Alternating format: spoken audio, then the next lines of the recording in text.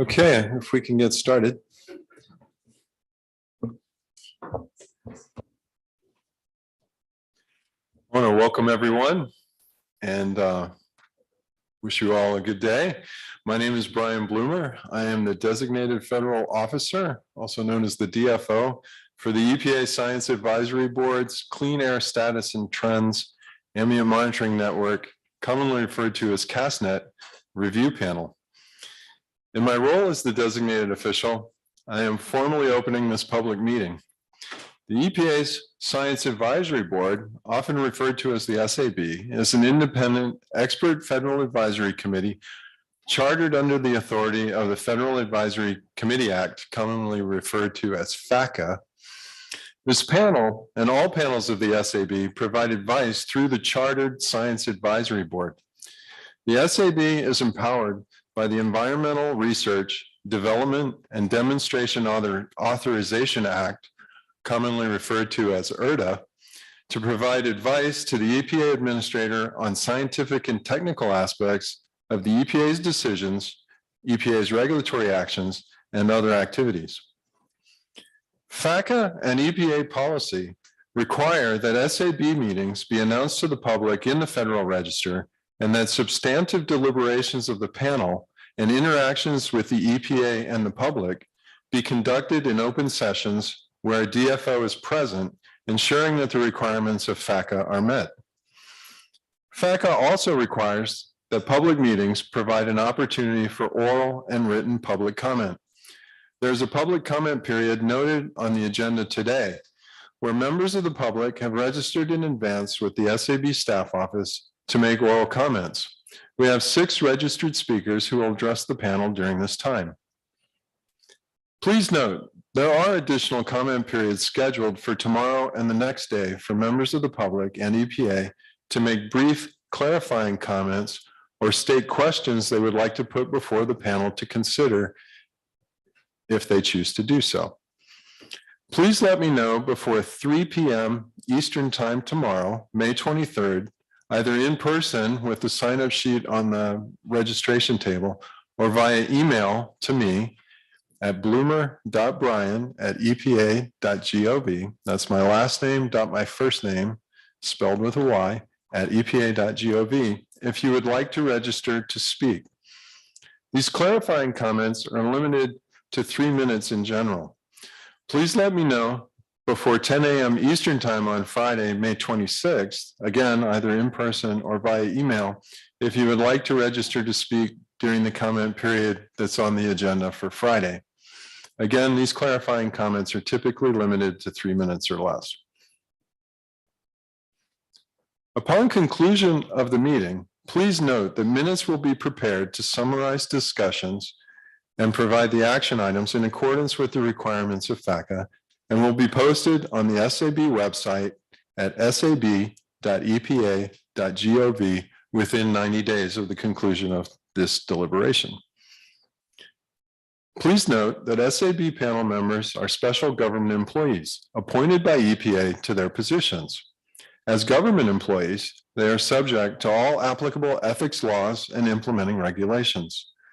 The SAB staff office has determined that advisors participating in this meeting have no financial conflicts of interest or appearance of a loss of impartiality under ethics regulations specified in 5 CFR 2635 relating to the topic of this meeting.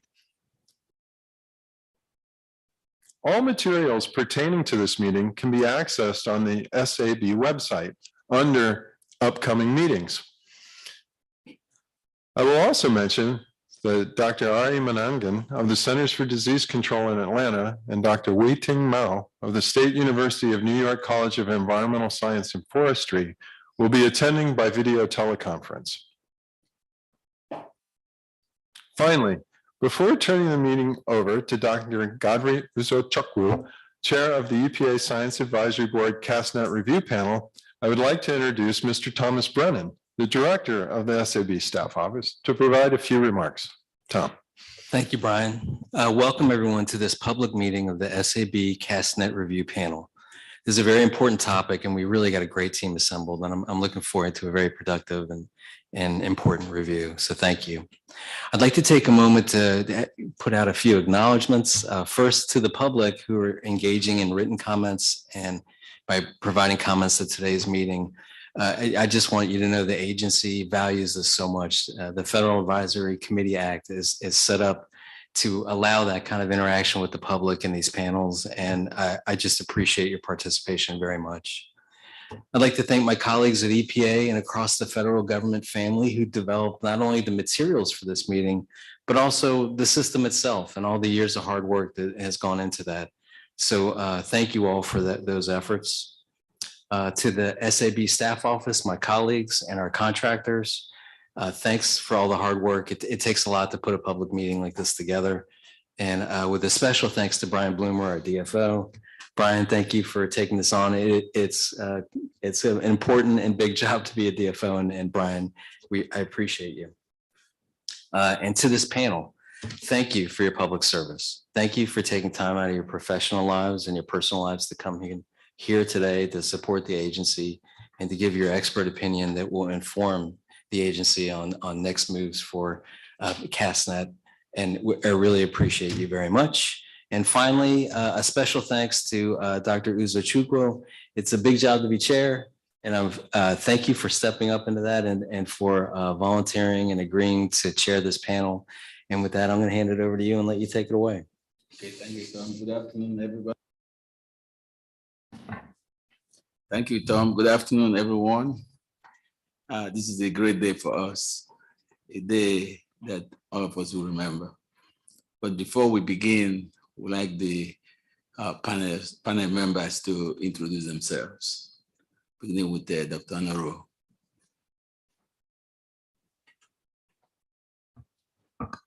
Dr. Florence Anaro, South Carolina State University. Good afternoon, I'm Doug Burns. I'm a research hydrologist with the U.S. Geological Survey. Hi, John Graham. I'm a senior scientist with the Clean Air Task Force. Derek Felton, research scientist with New York State Department of Environmental Conservation. Dr. Sarah Nelson, I'm the Director of Research at the Appalachian Mountain Club. I'm Dr. Olivia Clifton. I'm at NASA Goddard Institute for Space Studies in Columbia University. Katie Pradle, Air Monitoring Section Chief with the Wisconsin Department of Natural Resources. Stephanie Shaw, I'm a technical executive at EPRI. We forget anyone? Okay. Thank you very much for the introductions. My working name is Uzo, U-Z-O. So I say my last name, make sure you get it right, like Mr. Brennan did. We have two. Oh, we have people joining us tomorrow. Introduce yourself, please. And Daria. Hi. Hi, everyone. I'm Hui Mao from Chemistry Department of the State University of New York, College of Environmental Science and Forestry. Glad to be here. And hello, everyone. I'm Ari Managan. I'm a health scientist in the CDC's Climate and Health Program. Good. Thank you. Is that it? That's it. Okay. Thank you very much. Well, let me thank all the panelists for the work you've been doing, right from the selection to be on the panel, to all the Zoom meetings, and then in the SAB full board, and also on Teams. So people, unless you're not involved in this, it's a lot of work. And more important is volunteer work. Let me tell you, it's more fun when you do volunteer work. So I thank all of you for your dedication and your hard work. And we have looked at some of your comments today, on the preliminary comments, where EPA should go with CAST network. So that's why we're here. We're going to select the best ideas, those that are workable, because some ideas are good, but sometimes it's difficult to work on. Yeah, so we have the full agenda. Today will be mostly EPA staff. They'll be briefing us on different things. And then tomorrow May 25th. Then that's when our work kicks in. So then the public comments, we welcome all those who have submitted their comments, and all comments will be taken into consideration during the review. So we will begin with the welcoming remarks by the Director of Clean Air Markets, Ms. Rona, from 1:30. Then Dr. Melissa Puchaski, EPA Office of Air and Radiation Program. Then Dr. John Walker, US EPA Research and Development. Dr. Richard Hober, EPA Office of Radiation. And then we'll have a break at 3:15, hopefully, depending on how things are working. Then at 3:30, the public comments for registered speakers will begin. Then at 4:30, there will be a discussional review and chat questions by the chair and panel members. And we have to be very, very, we have to look at the time allotted for speaking. And just there will be plenty of time at the end. Let's say that we get a chance to cover everything that we need. Then we go from there. But again, thank all of you for participating in this very important meeting today. Okay, are there any questions or comments related to the agenda or the introductions? Okay, nothing seen or heard. I'd like to invite Ms. Rona Birnbaum to the speakers table.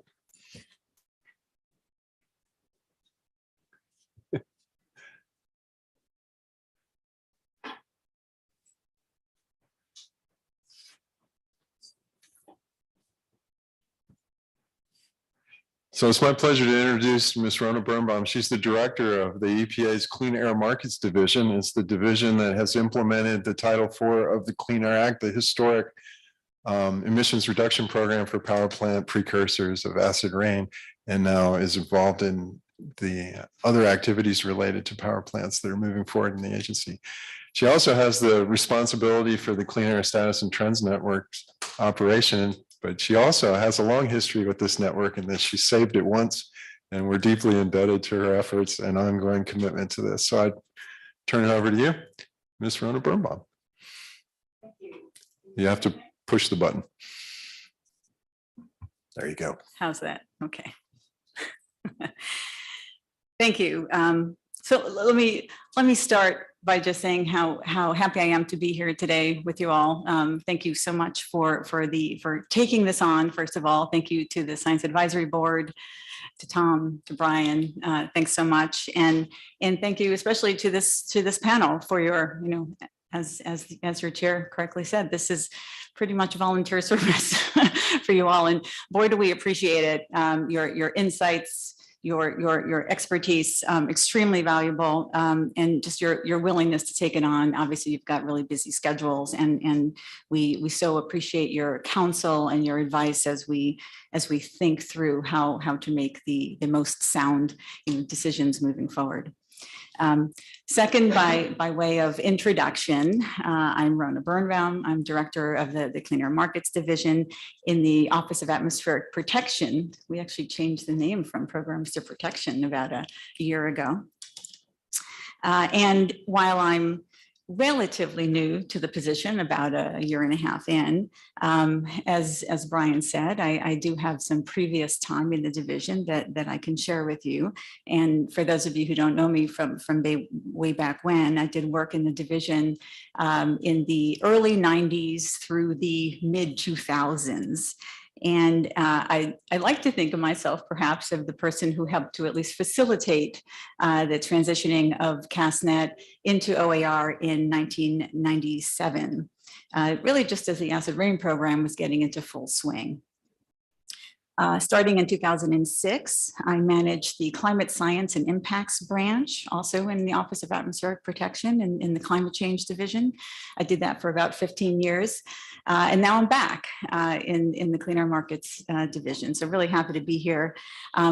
I do have, as you know, as you've heard now, a long history with the program. I understand its importance to the agency, to the Air Office, and to folks like you within the scientific community, the state community, and so on, who really use the data to report on past, present, and hopefully future environmental conditions. We are at a unique point in history, not only in terms of the status of the monitoring program, as you've been asked to review and advise on, but also in relation to air quality and the environment in the US. Power sector of air pollution has dropped dramatically, with annual SO2 emissions decreasing by 92% annually, and NOx emissions annually by 87% since 1995. Consequently, air quality has improved, and acidic deposition that affects ecosystems has decreased as well. So there is a lot to celebrate. You know, there's a but. But of course, that doesn't mean our work is done as we work to protect public health and the environment. For example, there are still areas that have difficulty attaining the national ambient air quality standards for ozone, and the agency has proposed to revise the primary health-based standard for PM 2.5. And of course, I'm sure you've all heard of climate change. Success of past efforts and increased focus on evolving and new environmental concerns suggest that our monitoring programs might evolve as well. That's where you all come in. CASTNet is an important and unique asset, given the location of sites in rural areas where we often do not have other monitoring, as well as the long-term multi-pollutant data record.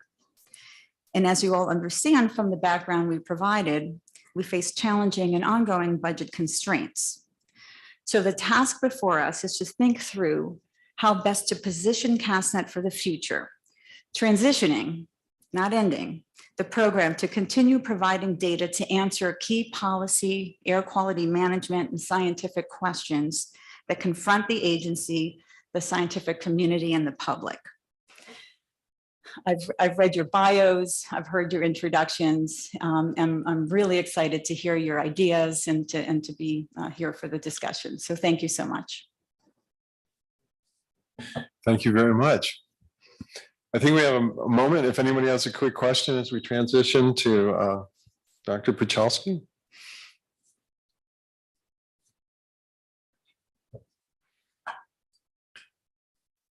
Okay, nothing heard from the panel. Thank you so much.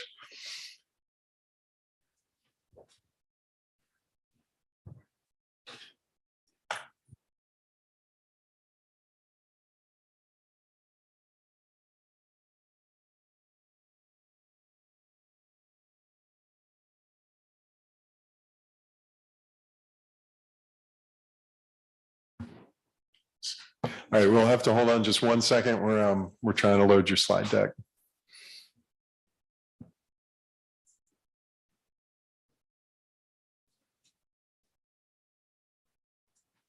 I can start without the slides just by also thanking you guys for participating in the panel, for the entire CASTNet team, for putting together all the material and information for today. You know, I've read through the comments that were posted this week and it was so helpful. And, you know, I won't cover everything that was in the background material, but we'll try to address some of the questions and concerns that were voiced in the written comments that you guys eloquently put together earlier this week. So I'm looking forward to the discussion today.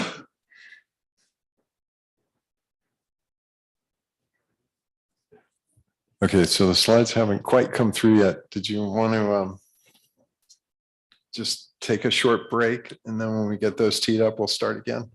Sure. Okay, so we're going to take a short break and we'll start again when the slides are teed up. And so give us 5 minutes.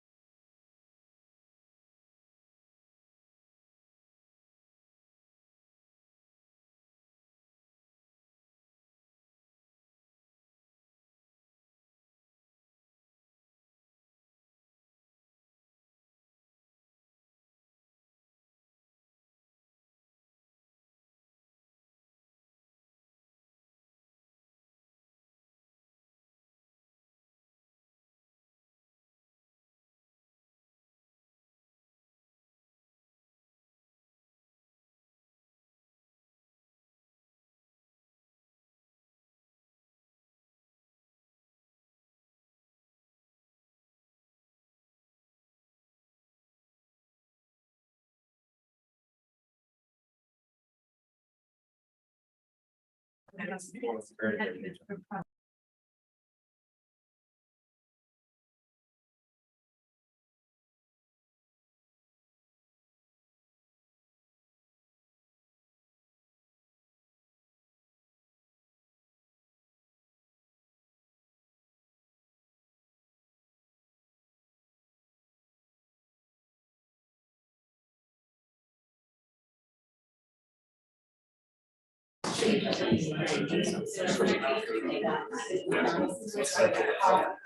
guess our 5 minutes is over. Our break is over. Yeah. Excellent. Well done. All right. Our 5 minutes break is over, and we are ready for Dr. Melissa Pochaski. She's going to be presenting the EPA program on clean air studies and trends network. Yeah, Dr. Pochaski. You just need to turn your microphone on. Okay, we're ready. Okay.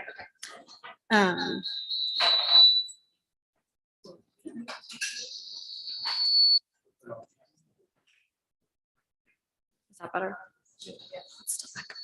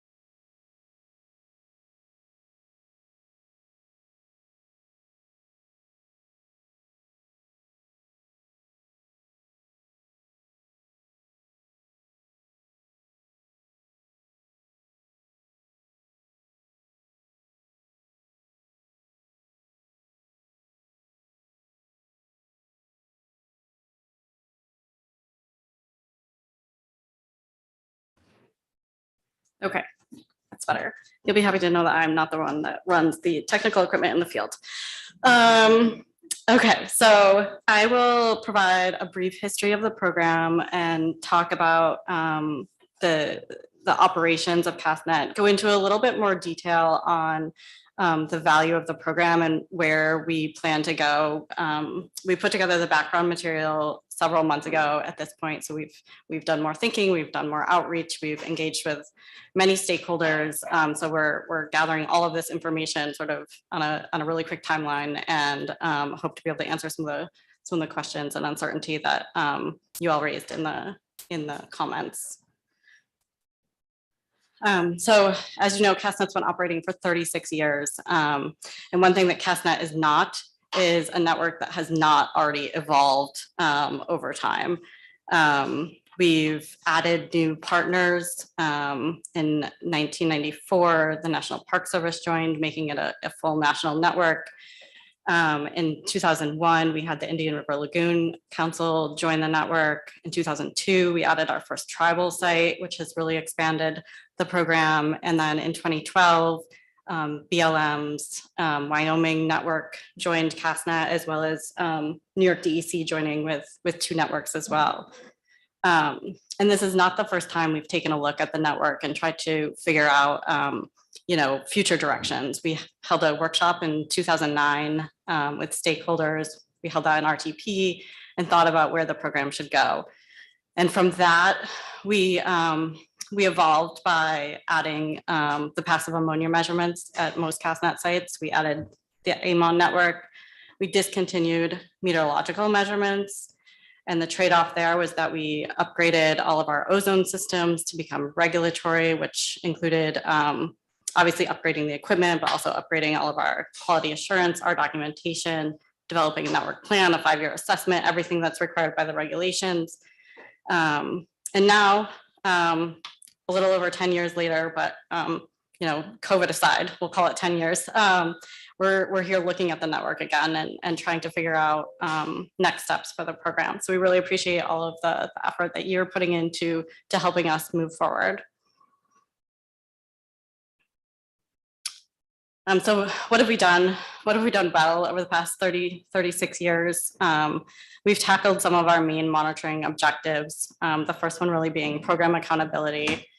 We've provided high quality, consistent and transparent data to look at specifically EGU emission reductions. As Rona mentioned, we've had significant drops in SO2 from the power sector over the last 30 years, and that's tracked really well with what we've been able to show with CASTNet data, which is the lower graph here from our eastern sites.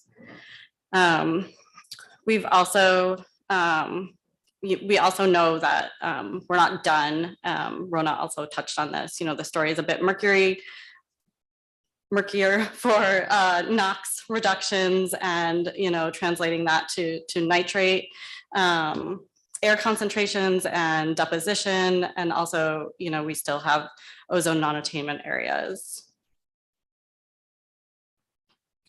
We've also been a platform for environmental research, and that is most effectively highlighted by the number of articles, dissertations, and presentations that have used CASTNet data. And that 1,100 number is excluding the articles that are also using NADP data. There'll be a lot of overlap, but there's hundreds and thousands of articles that have also just used NADP data. I've highlighted a few of the articles here that have looked at environmental endpoints using the CASTNet deposition data to look at environmental results, environmental changes in the Northeast. And we've also acted as a reference method for a lot of equipment testing. And this is showing a picture of an open path sensor that was developed by Princeton at the Duke Forest site. So we're able to compare some new and innovative technologies against what people trust and know as the CASTNet data. We've also been used extensively for model evaluation. We are used to evaluate both US and global chemical transport models, including CMAC, CAMAX, GeoSCAM, and others. These models rely on CASTNet data to identify biases and uncertainties and improve the chemical mechanisms that are constantly changing as the environment changes. An example here on the left is looking at different models using the same emission inputs to understand which models are effectively capturing ozone in different seasons. And I've tried to highlight in the blue box just CMAC and GeoSCAM, and they're comparing the results to CASTNet with pretty significant biases, positive biases in the eastern US in the summer, which is indicating that the models, while they are all using the same input emissions, aren't capturing either the biogenic emissions or the atmospheric chemistry or the removal processes or the deposition effectively. So this is an iterative process. The models use the data to evaluate where they're capturing the different trends and spatial distributions. They then refine the models, check it against CASTNet again, and continue to improve. And then we have another example here looking at our Beltsville data as compared to CAMAX, which is another model that we use extensively at the agency to do regulatory work. And you can see that CAMAX is not doing a very good job capturing that diurnal pattern at our Beltsville site. We're sort of in the model over predicting the early morning and late evening concentrations.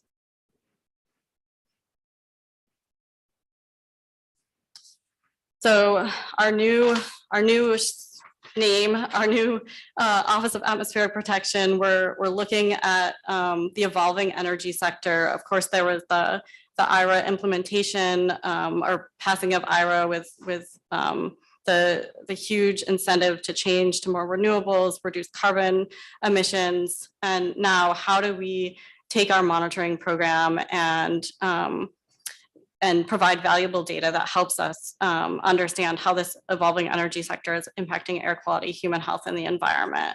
What data are needed and where are these data needed? What are the impacts to both rural and urban communities? Specifically for CASTNet, what are the impacts to rural communities? There are going to be a lot of changes, especially with respect to renewables and oil and gas that are going to shift where the energy is produced.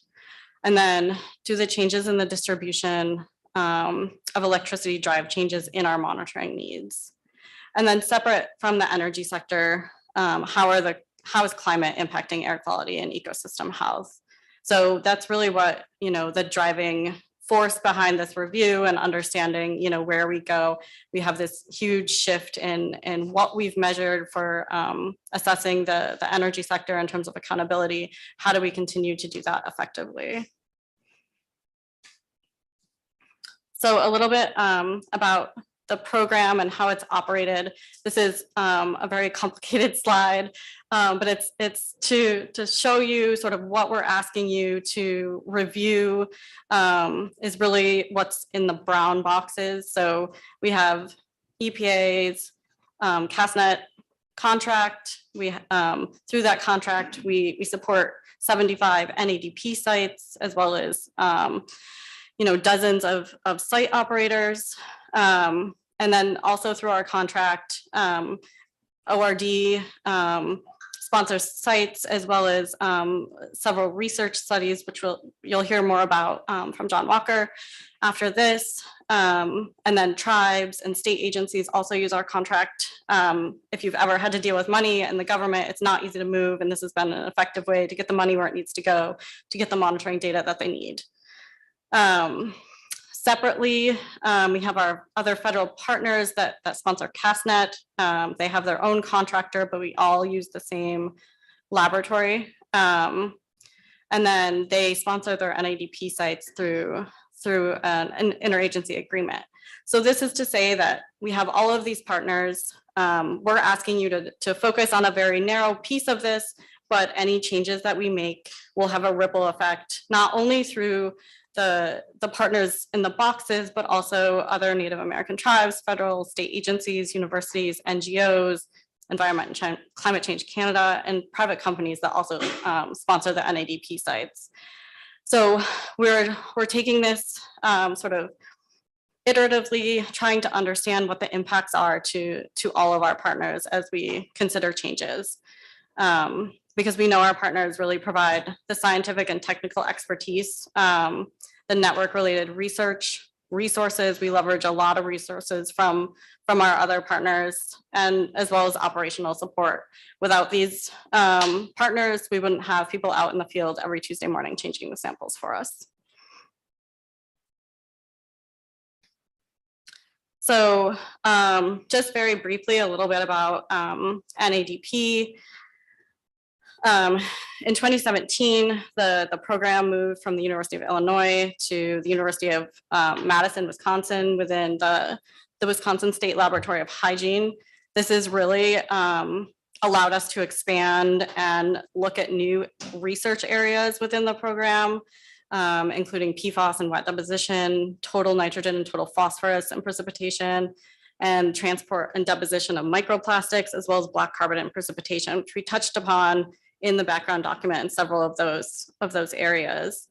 There are over 250 monitoring locations within the NADP program spread across 5 subnetworks.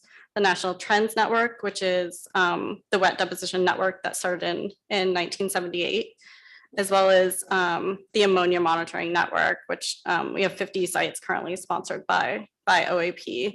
And then there are 3 mercury networks, the wet precipitation mercury network, or MDN, and then the atmospheric mercury network, or AMNET, and the mercury litterfall network.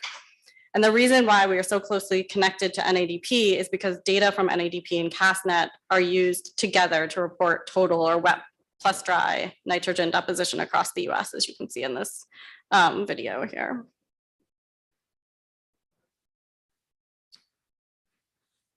So these CASTNet sites come in many shapes and sizes, and this is part of the evolution of CASTNet. In the center picture, you can see our Centennial CASTNet site, and this is what we call our traditional or our full CASTNet site. It has a walk-in shelter, temperature controlled, with a 10-meter tower with a rain shield on top, which houses the filter pack and the ozone inlet. This is sort of the original style. These are the oldest sites. And then in the late 2000s, with the help from ORD, we developed sort of a modern CASTNet site, which is the small footprint site you can see at the white face monitoring location. So this is just the tower with a small enclosure on the tower, which houses the telemetry, the flow meter, and the pumps. And then as we started to expand on these small footprint sites, some of the tribes also requested that we include ozone. So the third iteration has been the small footprint site with ozone, which includes a small temperature enclosure for the ozone analyzer, as well as the transfer standard. So that's allowed us to really expand the network and leverage resources, because they're much less expensive and easier to install than that traditional CASTNet site that was initially installed across the CASTNet landscape.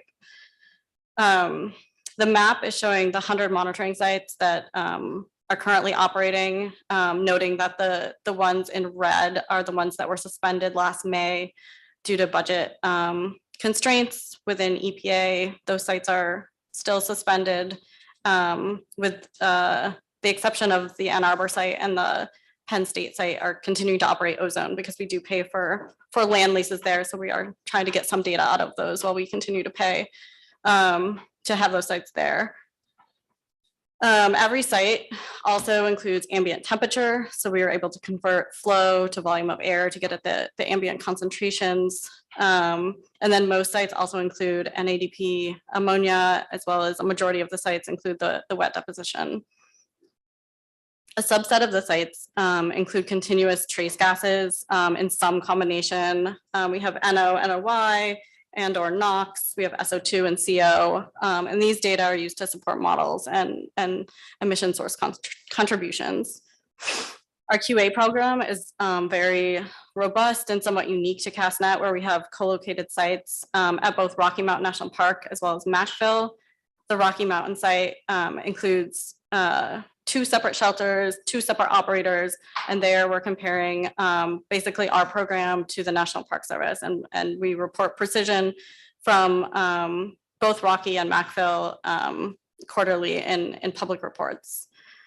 We also use the Matchville site often for testing new equipment before we would do a full network deployment, so that's been really helpful to have that co-located monitor there. In addition to the precision measurements, we have semi-annual calibrations and independent audits at both CASTNet and NADP sites using NIST traceable standards. So you've all read and know what's measured at CASTNet, but just to sort of highlight the unique nature of the ozone measurements. Of course, the data contribute to the NAAQS reviews and compliance, but they also, being in rural and remote locations, we're able to get background concentrations, looking at how impacts from warming temperatures, increases in global methane emissions and wildfires are impacting these rural monitoring sites. We're also able to capture stratospheric intrusions, because many of our sites out west are at high elevation sites. So we're getting that, that intrusion from the stratosphere to the troposphere, and being able to identify exceptional events when they occur. They're also used in global assessments like TOR, which is a new database with 2x2 degree grids, which will be used for large scale global models. And then also the ozone data will be very useful for validating tempo, which was launched 2 months ago now. And then the open face 3-stage filter pack provides the multi-pollutant component of CASTNet, where we're measuring aerosols and gases at a single site. It's unique in that we measure nitric acid, ammonium, and SO2, which is not measured by any other networks routinely.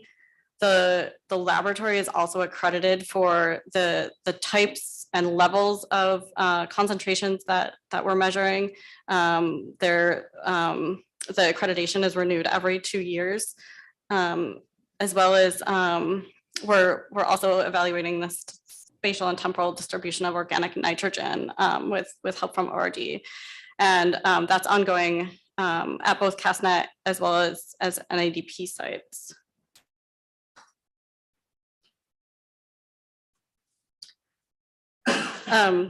So this is showing the sites and the distance to the nearest SLAM site. So the warmer colors, the yellow through the reds, are CASTNet sites where there is not another SLAM site located within 40 kilometers of that site.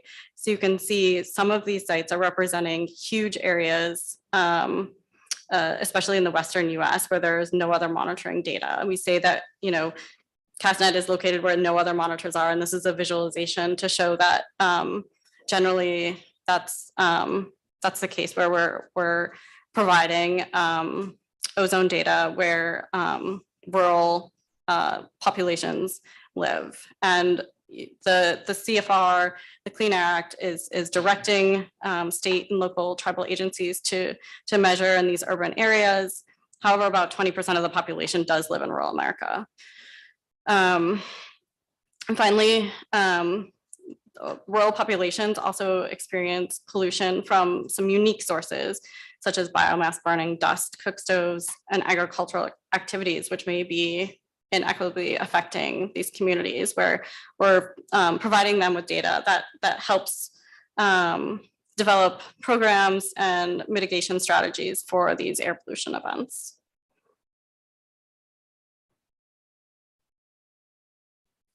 So we'll transition a bit to what are the agency's monitoring data needs now, now that we've described what we've done in the past. So the CASTNet ozone data obviously transitioned to regulatory back in 2011. We have several sites in California as well as Colorado that likely exceeded the NACs in the most recent 3-year design value. However, we know that the 2020 NACs is under reconsideration with the potential to have a lower value. So this will be really important to have these sites to help understand where rural populations are maybe experiencing poor air quality. In addition, the CASTNet sites are used in the policy assessment for understanding US background levels, which are modeled, but it's a way to understand the lower distribution, or what is the ozone concentration in the absence of anthropogenic emissions within the United States. So these rural sites really provide a baseline for being able to show what those concentrations are. In addition, for understanding the non-attainment areas and how pollution is being transported across some of these regions, the CASTNet sites are used to develop the boundaries. So we're showing here the Denver Front Range non-attainment area, where the nearest SLAM site exceeded the NACs in the Denver region. And the CASTNet site is our Rocky Mountain site. And it was lower than the NACs, but sort of with all of the other information that goes into defining those non-attainment areas, including emission sources, topography, vehicle miles traveled, population, this helps explain the urban to rural gradient, where pollution is being transported, and where to draw the boundary of where that area is where we need to improve air quality and bring that area into attainment.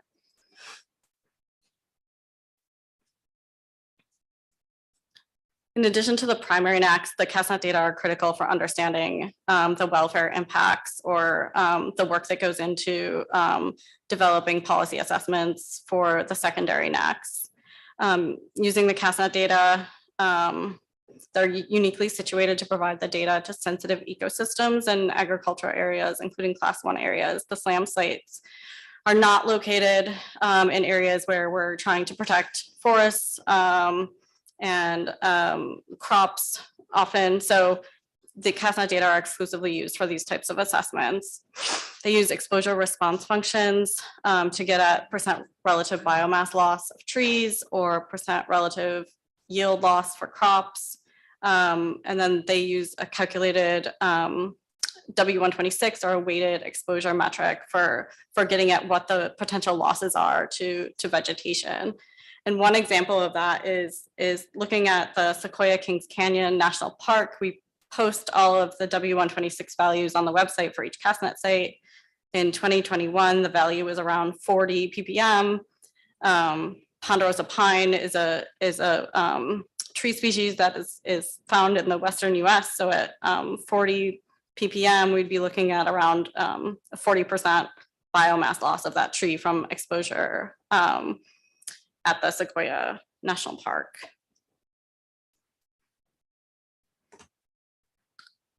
We also measure reduced nitrogen. We measure both ammonia and ammonium.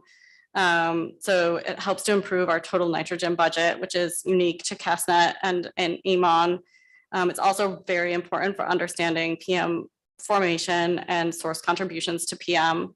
We know that EPA is also reviewing the PM NACs at this time, and evidence suggests that ammonia contributions from mobile sources and biomass burning is underrepresented in emissions inventory and the chemical transport models, which is to say that, you know, in some areas where we're NOx limited, ammonia may be the most effective way to control secondary PM formation. Additionally, the satellites rely on EMON for validation. That's frequently been cited in the literature. And we also know ammonia is one of the pollutants that we measure that's also increasing. Prior to 2007, we did not have any routine ammonia concentration measurements. And now looking at the sites with more than 12 years of data, you can definitely see an increasing trend in the ambient concentrations. We're also uniquely set up to look at oil and gas and the impacts on air quality. This year in Dinosaur National Monument, when there was snow cover in January through March, we had 33 ozone exceedances, which is pretty significant. It's trying to show that in the graph on the bottom here, where 2023 is highlighted in yellow. You can see we were reaching 100 ppb during some days and in the early part of the year. So it would be helpful to also have some oil and gas tracers in some of these source impacted regions, like the Uinta Basin or the Permian Basin, to be able to identify whether it's an issue with topography, just the snow cover, or if it's really coming from the oil and gas development. We know there was sort of a decline in production, and then there was an increase in 2022 and an expected increase in 2023 and beyond as more of the coal power plants go offline. We also have the really unique 30+ year data record for air quality. So we're able to start to tease out where we've had effective air regulations and how that's impacted air quality, as well as where it hasn't because of climate impacts. The map is showing the sites with the length of record. The ones in orange have been operating for more than 29 years, and the blue squares have been operating for more than 21 years. So we have a unique spatial distribution of really long-term sites. The graph is showing the Rocky Mountain National Park, and this is not our earliest site, but we're looking at the 1995 to 1997 distribution of ozone concentrations, as well as the most recent 3-year period, 2020 to 2022. We've seen a slight reduction in the highest distribution, which is what we're getting at with our emission reduction programs at the federal and state and local level. What we're trying to achieve is to lower that upper distribution, but we're also seeing an increase in the lower distribution. So how are global methane emissions and wildfires impacting those lower end concentrations, and at what level can we reasonably achieve with the NACs in light of those and climate conditions.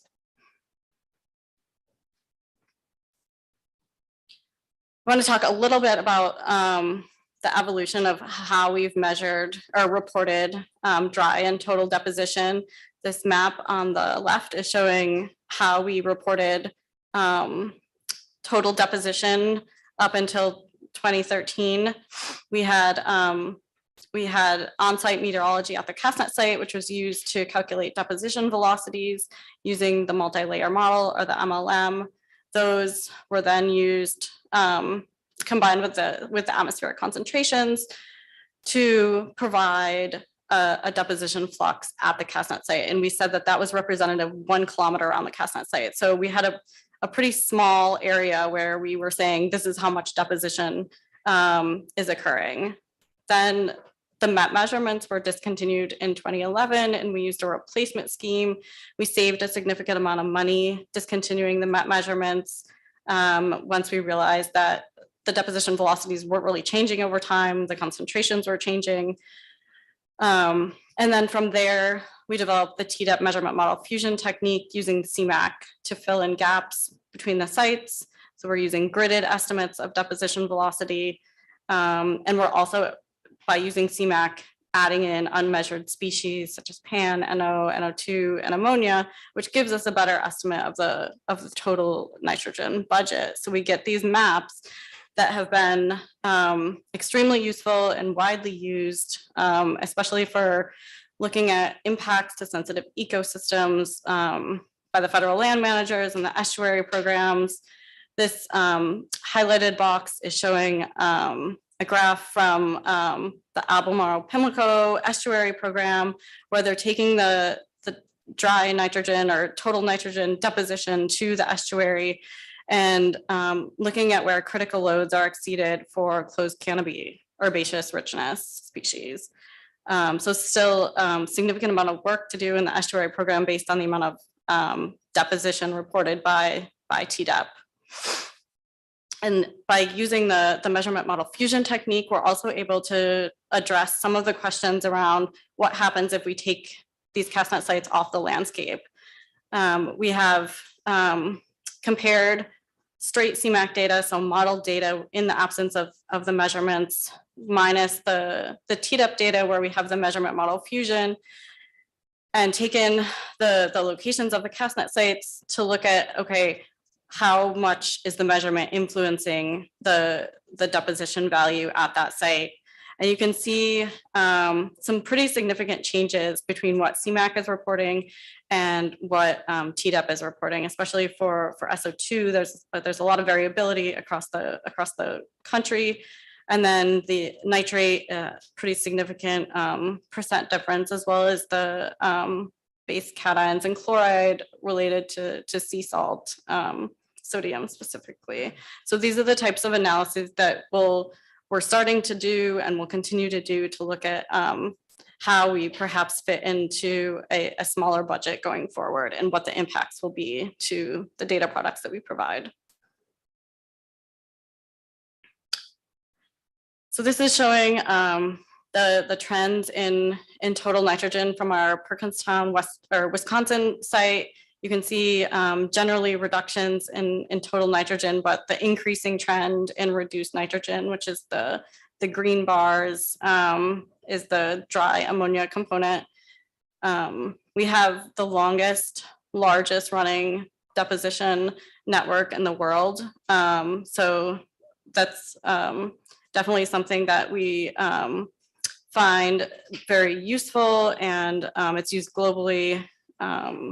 We're still trying to understand which locations are still susceptible to damage from atmospheric deposition, where is eutrophication continuing to occur, where are HABs occurring, what's the role of deposition, where are there invasive species and vegetation damage, and then how do we address these harmful effects, where are further emission reductions needed to protect natural or managed systems from the effects of air pollution.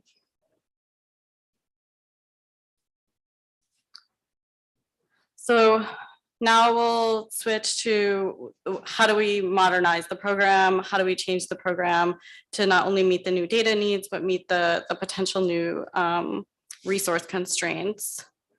And thinking about the way that we've characterized this, we have this shrinking budget, but also this one-time influx of funds from Inflation Reduction, and trying to think about how to characterize that. I think it's like we won a free ski trip, and we have our ticket, and we have our suitcase laid out, and our parka and hat and gloves and everything, and then the airline calls and says, you have to fit it into a smaller suitcase because we don't have any money to take your bigger suitcase. So we're trying to figure out, what if we can go buy some smaller coats and other things to try to make this network fit in the smaller budget, but do it in a smart way. So since we've written the background document, we've talked through different scenarios. Some of these were included in the background document, and some are perhaps new thinking. We included discontinuing the SO2 measurements, which would save a significant amount of money by dropping the third stage of the filter pack. The trade-offs there that the network is, or the SO2 measurements are of course used for model evaluation. You saw the pretty significant differences between SO2 as you compare CMAQ to TDEP. There's the direct linkage to emission reduction programs. There's still continued needed recovery of aquatic and terrestrial ecosystems from acidification. And they're also used to baseline some continuous measurements that are challenged by the inadequate low levels of detection on some of these analyzers. Another option to consider is to reduce the filter pack sampling frequency or discontinue filter packs at select locations. So we could consider switching the filter packs from weekly to biweekly sampling. We would want to perform a study to evaluate the impacts on trends and volatilization from the filters. We currently still, if a sample is out for 2 weeks, it's still a valid sample. We had that scenario often during COVID with stay-at-home orders and people falling ill. But we also fear that allowing the 2-week sample, and then if something happens, we'll be missing a larger chunk of data. So a reduction in data completeness with missed samples. If we discontinue the filters at just select locations, we'll certainly have spatial gaps in the concentration maps. There aren't other networks that can fill in the full suite of multi-pollutant measurements that the filter packs provide. Obviously, the filter packs support the total deposition data products, as well as PM 2.5 precursors and wildfire tracers. The other option is to potentially replace the filter pack samplers with passive samplers or sensors, so a lower cost option. We may run into detection limit issues, and quality control may be limited. Right now, we're reviewing hourly flow. We have telemetry in place where the contractor is reviewing the data all the time. We may see a step function in the trends, a reduced ability to use the samples for enhanced measurement studies. A lot of our samples get used for isotopic analysis or organic nitrogen, total nitrogen, and the passive samplers may not be the best use for those types of studies. And then there's the question of what pollutants might be the most valuable to explore with the passive or lower cost sensors, and which sensors provide the most accurate and robust data. So these are some additional options to consider with the potential trade-offs for how we might fit into this smaller suitcase.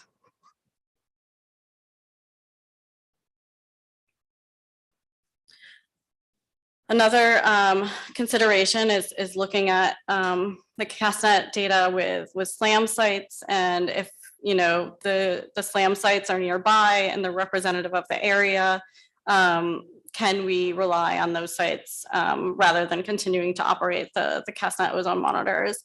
The top graph is showing our Palo Duro site in Texas with 50-kilometer circles. You can see the nearest SLAM site is something like 250 kilometers away.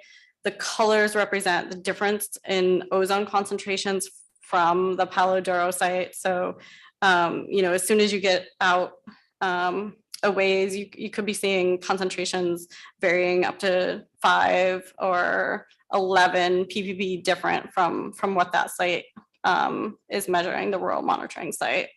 And we can do a similar analysis looking at CASTNet to CASTNet if we really want to look at the rural to rural signal. This is our Parsons, West Virginia site in the lower corner, where again, even with nearby CASTNet sites, the gradients are pretty significant between the monitoring sites. So again, these types of analysis we'll continue to do and look at in terms of cost saving measures. So the one-time funding or our free ticket, the first and probably top priority for us is to repair and replace shelters and equipment that will remain on the landscape so that we effectively use this money to keep sites operational for the next 20 years. This picture is a picture of our Claryville site in the Catskills of New York. We recently removed all the equipment and installed a small footprint site because the shelter was uninhabitable. We had repaired it and we're still left with this. So, our sites have been out there for 36 years in some cases and just need to be replaced and repaired. Similarly, the ozone analyzers have outlived their expected lifetime. So if we continue ozone monitoring into the future, we need to consider, the lifetime of the existing 49 eyes that we use. We don't necessarily have a new analyzer that we would pick that's commercially available, but it's something to consider with the new IRA funds. Similarly with the trace gas analyzers, those were mostly installed in 2012. So again, reaching the end of their expected lifetime. And finally, we've developed a priority list of sites where repairs are needed. We also know that some sites are more susceptible to extreme weather events, our coastal sites specifically.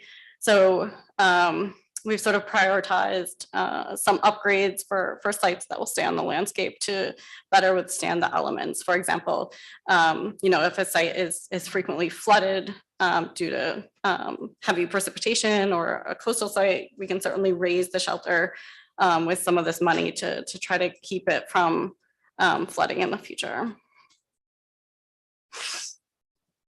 We've recently used the climate economic justice screening tool that was put out by the White House a few months ago to look at which CASTNet sites are representative of rural disadvantaged areas. To do this, we used a pretty conservative radius around the CASTNet sites. We used 20 kilometers. And the map is showing the CASTNet sites that are considered disadvantaged based on using this tool in this 20-kilometer criteria. So the red sites are considered disadvantaged or near a disadvantaged community, which we can reasonably expect that the CASTNet site is representing at least 20 kilometers within the airshed. Regional sites are often 50 kilometers or more. So like I said, pretty conservative radius. The benefit of having a CASTNet site within these communities, it provides reliable air quality data that can be used to inform the decision makers and implement effective emission control strategies, help these communities understand the impacts of air quality and climate change on their health and the environment. The way that CASTNet has expanded the tribal monitoring program is an SOP that we'd like to follow going forward. We've offered training and equipment, data management, and contract support to the tribal air agencies. to ensure that the resources are being used to deliver publicly available air quality data that are comparable to other sites across the country. We can do this within other communities that are looking for ways to utilize their IRA funds or other STAG funds. Through the use of tools like CGES, we have an opportunity to help develop monitoring capacity for some of these underserved communities that lack the technical or administrative resources to be able to monitor the air themselves. We're definitely looking for ideas and thoughts on establishing and strengthening partnerships with other federal, tribal, state agencies. It continues to be a top priority for us as well as the agency.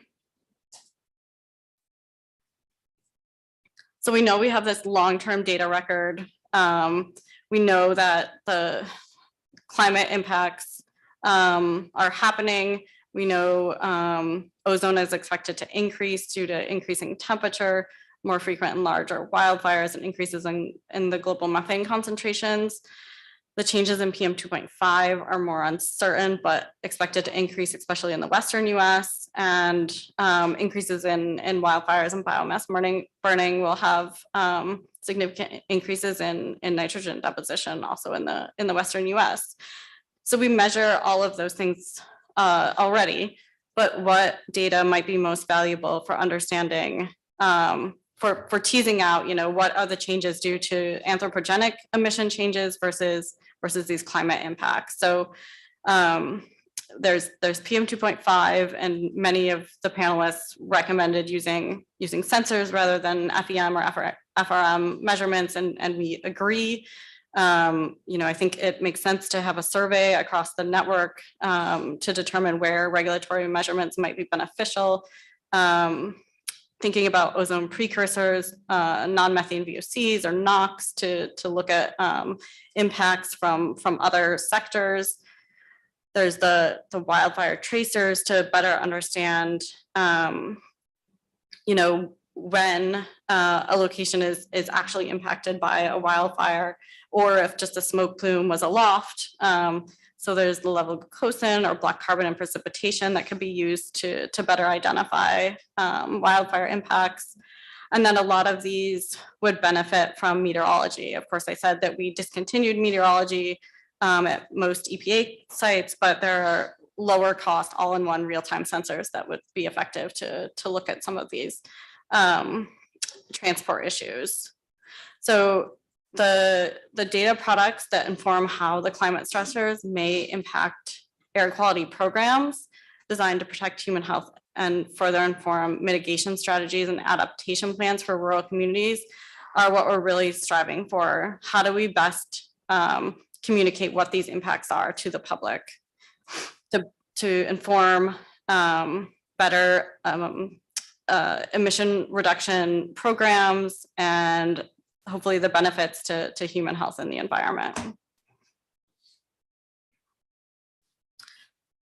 One of the other connections to climate or aeroallergens, we know increasing temperatures and CO2 will increase the duration of the pollen season. There's been a lot of publicity on this lately. It will also increase the amount of pollen produced and may alter the degree of allergic response.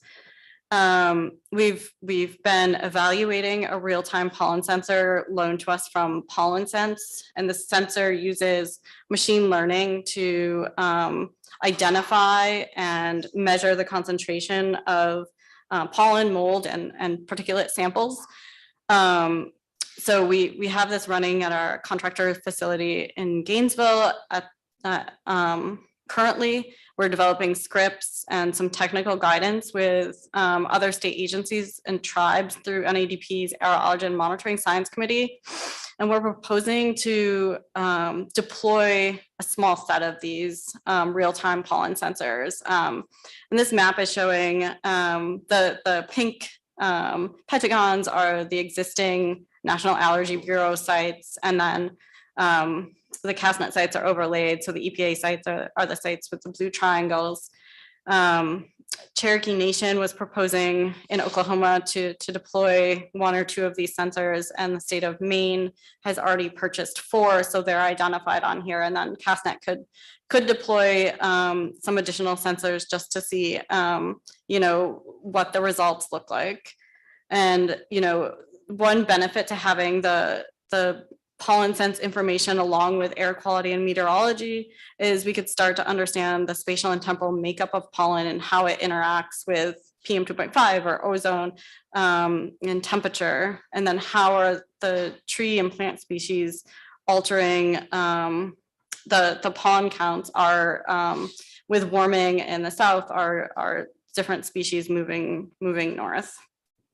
And then can CASTNet also provide forecasts for potential agricultural pathogens in rural areas, which is another benefit to using these real-time pollen sensors is looking at different fungus and mold species as it relates to crops.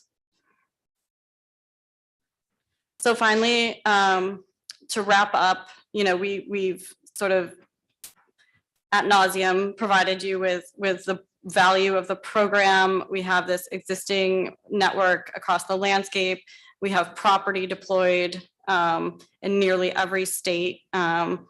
Any equipment removed will have to be disposed of, and that will cost money.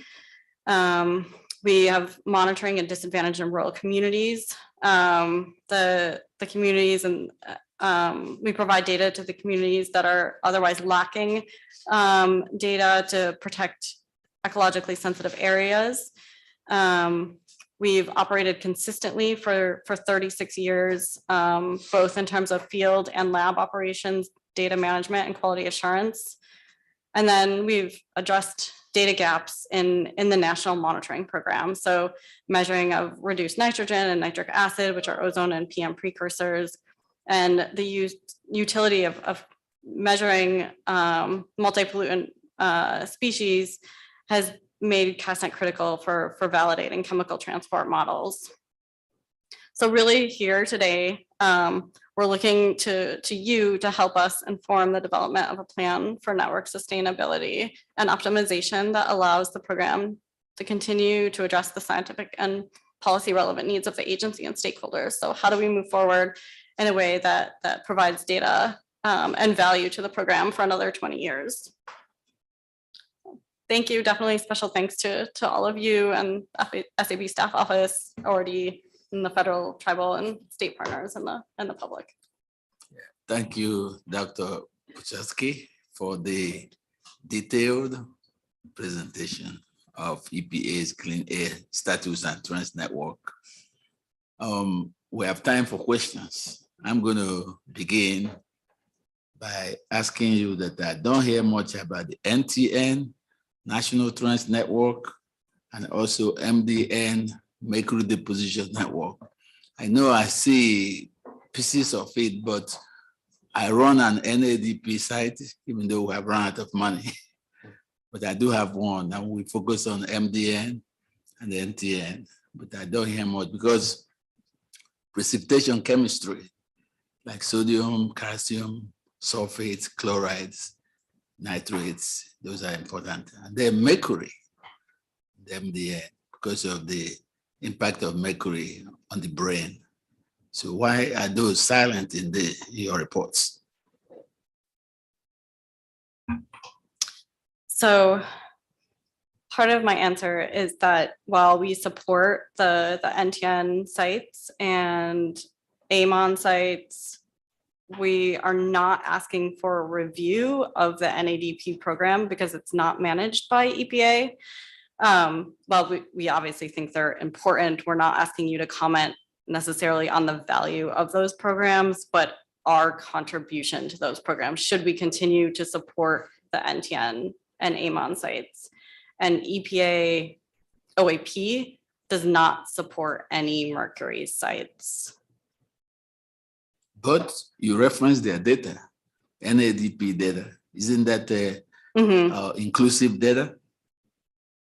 Yes, I mean, I would argue that it's very important, but we don't provide resources into the mercury program. within NADP. Thank you. Okay, panelist. Yes, Dr. Dirk Felton. Yeah, thanks. I've never used that climate and environmental justice tool. What were the different colors? What sort of signifies the different colors on the map? Yeah, that one. The background colors. Yeah. Sure. So the yellowish orange color, those are the communities identified by the tool as overburdened. The green are tribal areas that are automatically within the tool considered overburdened. So even if they don't meet one of the 8 burdens used in the tool, if it's a tribal area, it gets included as a disadvantaged community, if that Okay, makes I haven't sense. seen the 8 burdens, so I was curious as to kind of what threshold you have to hit to be included in that. Okay. Actually, I looked at their site, Dirk, and one of the main things that looks like poverty is the main driver, I think, for all of those classifications. And then there are other environmental things on top of it. I mean, I don't know if that's true, but I took like 20 minutes to look at it, but because I hadn't seen it before. But is that accurate? Is it mostly poverty is the basis, and then there's these other factors that layer on top? So if you get hit 2 of them, then you are considered. Yeah, definitely. Some of my colleagues have used the tool more than I have, but I believe that's right, where there's a threshold for poverty. And then it's not just environmental factors, though. It's energy, transportation, housing, water quality, I think. So yeah. And then each of the 8 burdens has a lot of different layers underneath it as well, and what meets those criteria.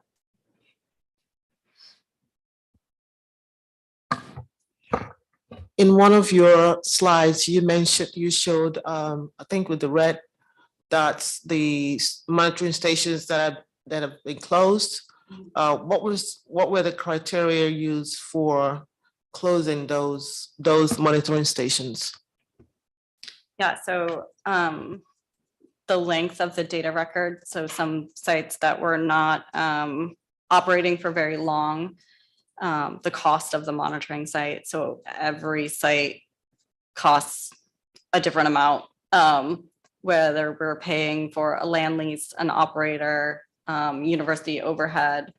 So the cost of the site was definitely a factor.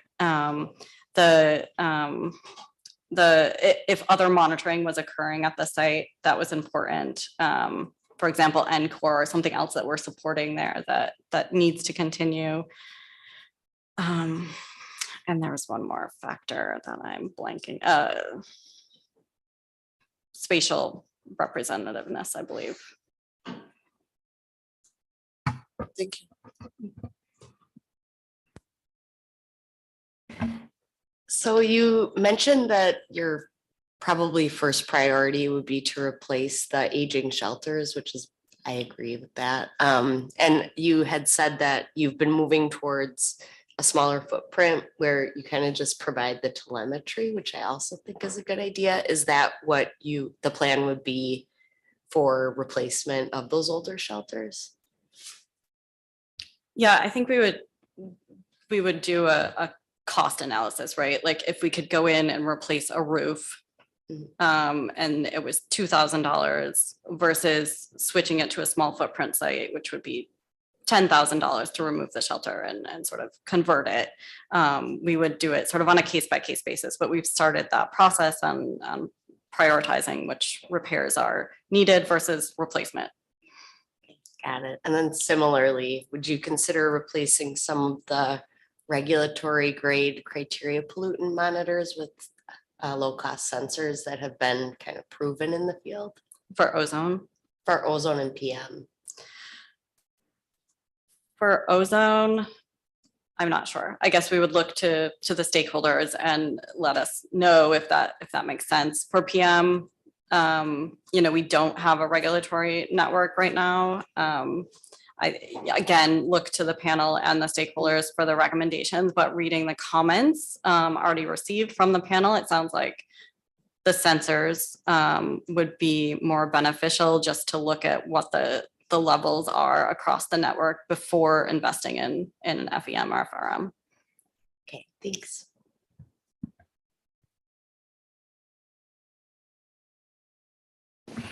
Still got plenty of time. More questions? We can also go back to some of the preliminary comments that we made. Maybe ask, yes, Dr. Stephanie Shaw. Yes, hi. I'm just wondering what studies, either data analysis or modeling studies, are planned to look at the impact of the sites that were already suspended on the ability to provide the data needed for all the various purposes. So we haven't done a full analysis yet of what the impacts are. I think we'll look to CMAC, similar to what I showed, just to look at the existing trends at the sites, how well the model captures the ambient concentrations as well as deposition. But again, would look for your recommendations on the best way to do those types of assessments.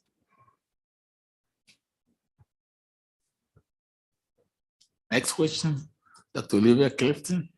So coming back to the rural disadvantaged communities, I felt like the map was giving me a good sense of the location of the sites and where the communities are, but it didn't really give me a sense of populations captured by the current monitoring network and like who isn't captured, what rural disadvantaged communities aren't captured, and who is captured. And so I guess I'm wondering, will that inform how you move forward, especially with the money from the IRA dedicated to potentially adding sites to tribal regions?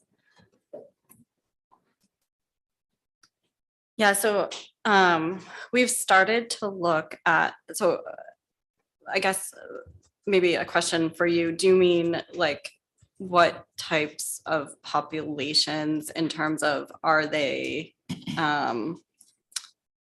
like what's their socioeconomic status versus, you know, they have health burdens or that type of Yeah, I think information? so. I think that type of information would be useful, and in particular figuring out if there are particular communities whose air isn't sampled. Mm-hmm. Yes. So the CDES tool has, I'm looking at Jason, it's something like 120 different factors. So we've been working to sort of tease out how to best summarize that by site on what types of communities surround those monitoring sites. So that's one piece of it. And then, yes, I think using this tool to look at not only where are the CASTNet sites, but where are the SLAMs and other monitoring sites across the nation to say, you know, here's a disadvantaged community. They don't have a monitor anywhere nearby. How could we, as CASTNet or as an agency, give them monitoring data that would be useful? Thanks. Yes, Dr. Sarah Nelson. Yeah, in one of the slides, you mentioned machine learning for one of the variables, and I was curious to what extent sort of the data processing, QA, and analysis of the data, sort of streamlining that is something that may or may not be considered in this review. For pollen sense specifically, or for the program as a For the program as a whole, is that a piece that sort of EPA supports, or is that more centrally managed and not a place where there could be efficiencies? I think we could use machine learning, but it's definitely not my area of expertise. I don't know if anyone else has any comments. Yeah, I just have a follow-up question actually to what Olivia said, and that is, when you did the representativeness study on the 20 kilometers and you say it's conservative, doesn't it depend on the type of pollutant? And it only can be done for some very selected pollutants. I assume it's not being done for the deposition, the ecological impacts or anything like that. Yes, this was specifically for looking at the ozone sites. Yeah, of course, ammonia deposits very rapidly, strong spatial gradients. It would definitely depend on which pollutant we're talking about. Mhm. More questions? Yeah. I don't know if I'm the only one in the panel who maybe has this issue, but I know very little about SLAMs. I know a little bit. Could you explain maybe just a little more about how it operates? Do you know very much about it? I would turn to Katie or Dirk as the experts on that. I guess what I'm thinking is, yeah, how it could better complement CASTNet or not. Yeah, if you have any thoughts on that. Yeah, that was the theme of my whole series of responses to pretty much all of these questions. They kind of operate independently, in my opinion. And they have mostly the same goals. So the state and local air monitoring network is federally required, and it's very much population based on each criteria pollutant. So for example, in Wisconsin, we have about 30 SLAM sites throughout the state. So like Dirk and I understand how much it costs to operate those sites, and so does Melissa, as that CASTNet is very similar in how they operate. But CASTNet is unique in that it's paired with the National Atmospheric Deposition Program as well. So we're very much looking at regulatory monitoring and attainment and non-attainment and population protection. But you could probably expand on that, Dirk. Does each state decide where they want to locate the sites? Is that a state by state decision? Kind of, it's designed by it's in the Clean Air Act, like it's required, you have to put 3 monitors for ozone, for example, in this Milwaukee non-attainment area. That's just a generalization. So then we have to find where we can find a site to do that. And then we go through an annual process with EPA, which is actually underway right now, where we illustrate how the whole state monitoring network meets every single requirement for every NACS in the Clean Air Act, and then EPA approves it. So it's like very intentional where the monitors are, and they're designed to be spatially distributed to provide the most population coverage at the lowest cost, operational cost. But yeah, sorry. And just one more question, do the instrumentation sampling, all that, is it make it totally intercomparable among states and then with CASTNet as well? Yes, in my opinion. So the data are very comparable. Right. Yeah. Okay. And all the same QA requirements, which is kind of what makes it the gold standard. Okay, thanks. That helps. Right, and probably the most important thing is the scale of the monitors. So typically it's neighborhood scale, 0.4 to 4 kilometers. So that's a big urban area. You kind of have to pick a spot that's not dominated by one source. But in New York, we actually had an acid rain monitoring network that hit its target a few years ago, which is amazing to actually succeed once in a while. But we'd like to switch. We switched over to NEDP, and we'd like to switch to CASTNet because some of our monitors don't work anymore for FEMs, FRMs, for SO2, for instance. But what's not being covered is, we've got beautiful lakes, Lake George, and they have harmful algal blooms. And I'm not sure why they don't take more advantage of this kind of data, because that's a huge input that is not being necessarily properly accounted for. In NADP, we've been having talks about phosphorus monitoring, Yeah, which might help address that. it would be helpful, yeah. Okay, we do have 2 members of our panel online, Dr. Mao and Mr. Monaghan. So Dr. Mao, we're ready for your question. Oh, thanks. Thanks, Dr. Olson. We'll have to stop. Well, okay, so I raised my my hands probably a while ago, but my panelists already asked a question for me, which is the representativeness, spatial representativeness of the temporarily suspended sites, which is like a 26 sites. And I was the one who made a comments in my responses, like what those criteria CASTNet used to suspend those sites, which Melissa already responded, the cost and also the spatial representativeness. But my question is my impression is, it seems like right now the spatial representativeness was determined by ozone alone, but PM 2.5 is just important in terms of health impacts and so on and so forth. So not only that, but also other chemical compounds. So I just wonder if you will use multiple indexes in the future to determine the spatial representativeness, not just ozone alone.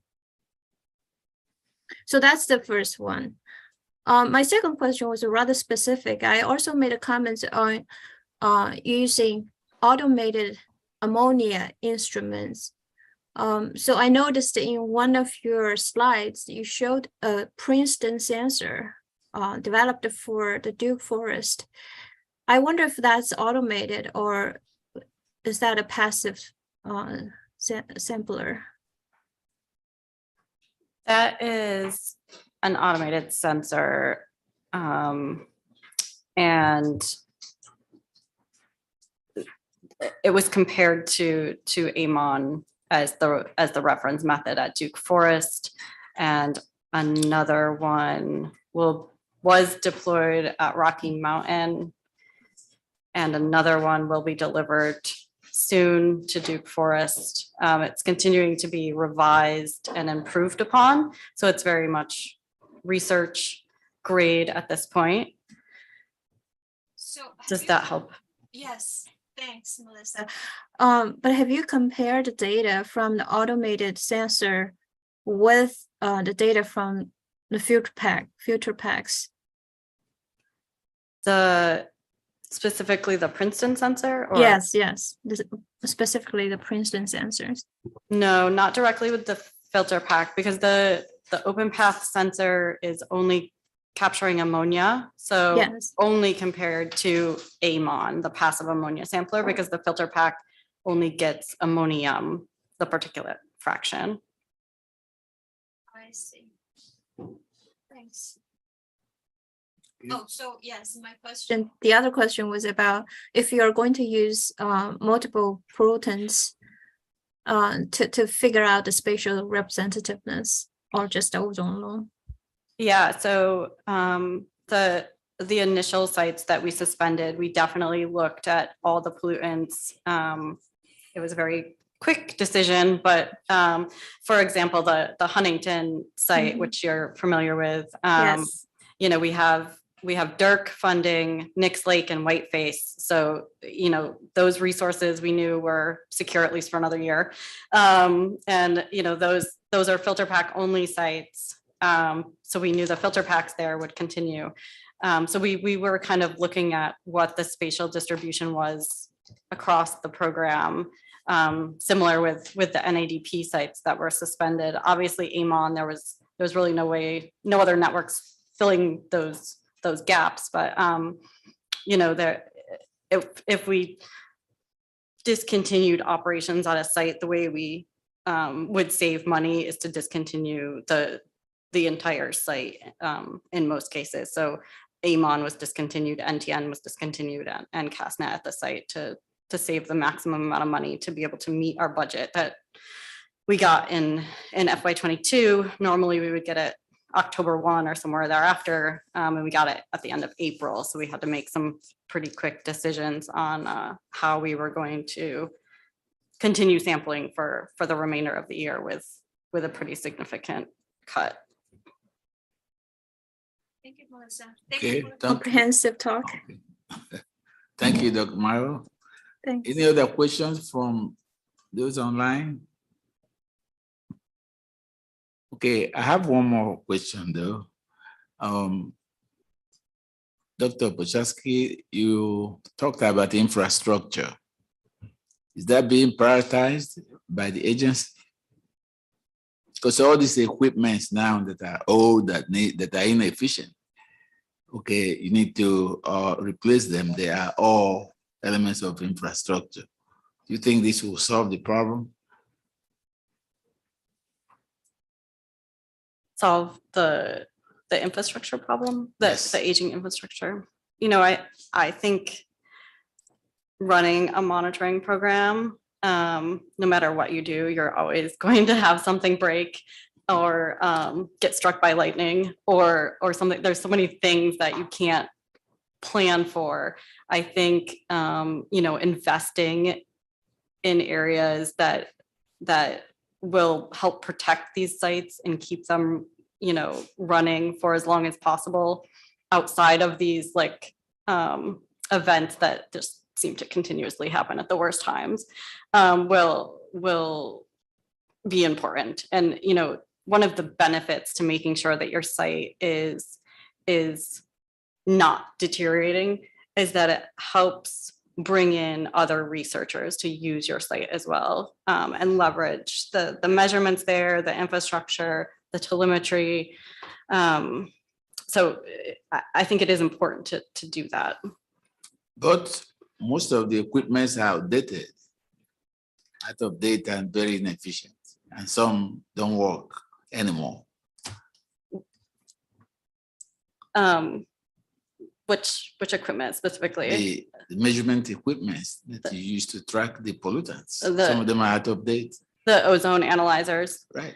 Yeah. So, you know, they've been in the field. They still run, you know, but we know there's a clock ticking when the manufacturer will say we no longer support these. We no longer support the software upgrades. We no longer support the parts. You must buy our new analyzer. That's just what happens in the monitoring world. That's how they make their money. We're not there yet, but it's something that we're looking at. We know their newer analyzer has problems, so we're not running out to purchase them just yet. There's other options, but we just need to evaluate them, and we don't have the resources in our annual budget to be able to do that right now. But it's something that we're, you know, with the IRA money, should we invest in new ozone analyzers? Should we continue to measure ozone, I guess is the first question before we do that. Okay, thank you. Mm-hmm. More questions? See, let's see, about maybe 4 minutes. Thank you very much. We're going to transition to Dr. John Walker. And so just a couple of minutes as we do that.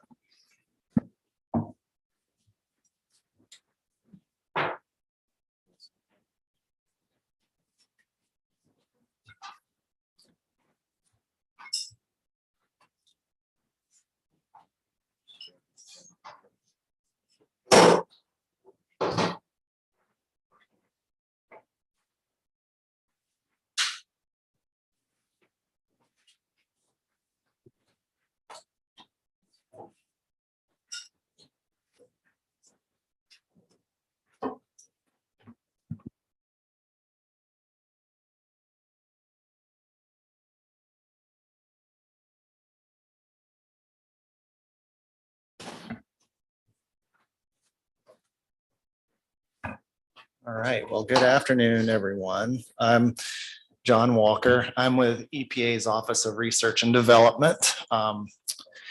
Since CASTNet left ORD, we've still worked closely with the CASTNet program on a number of different things. I'm going to give a kind of a brief and broad overview of the ways in which the Clean Air Status and Trends Network supports ORD efforts. And these are research efforts across our air and water programs.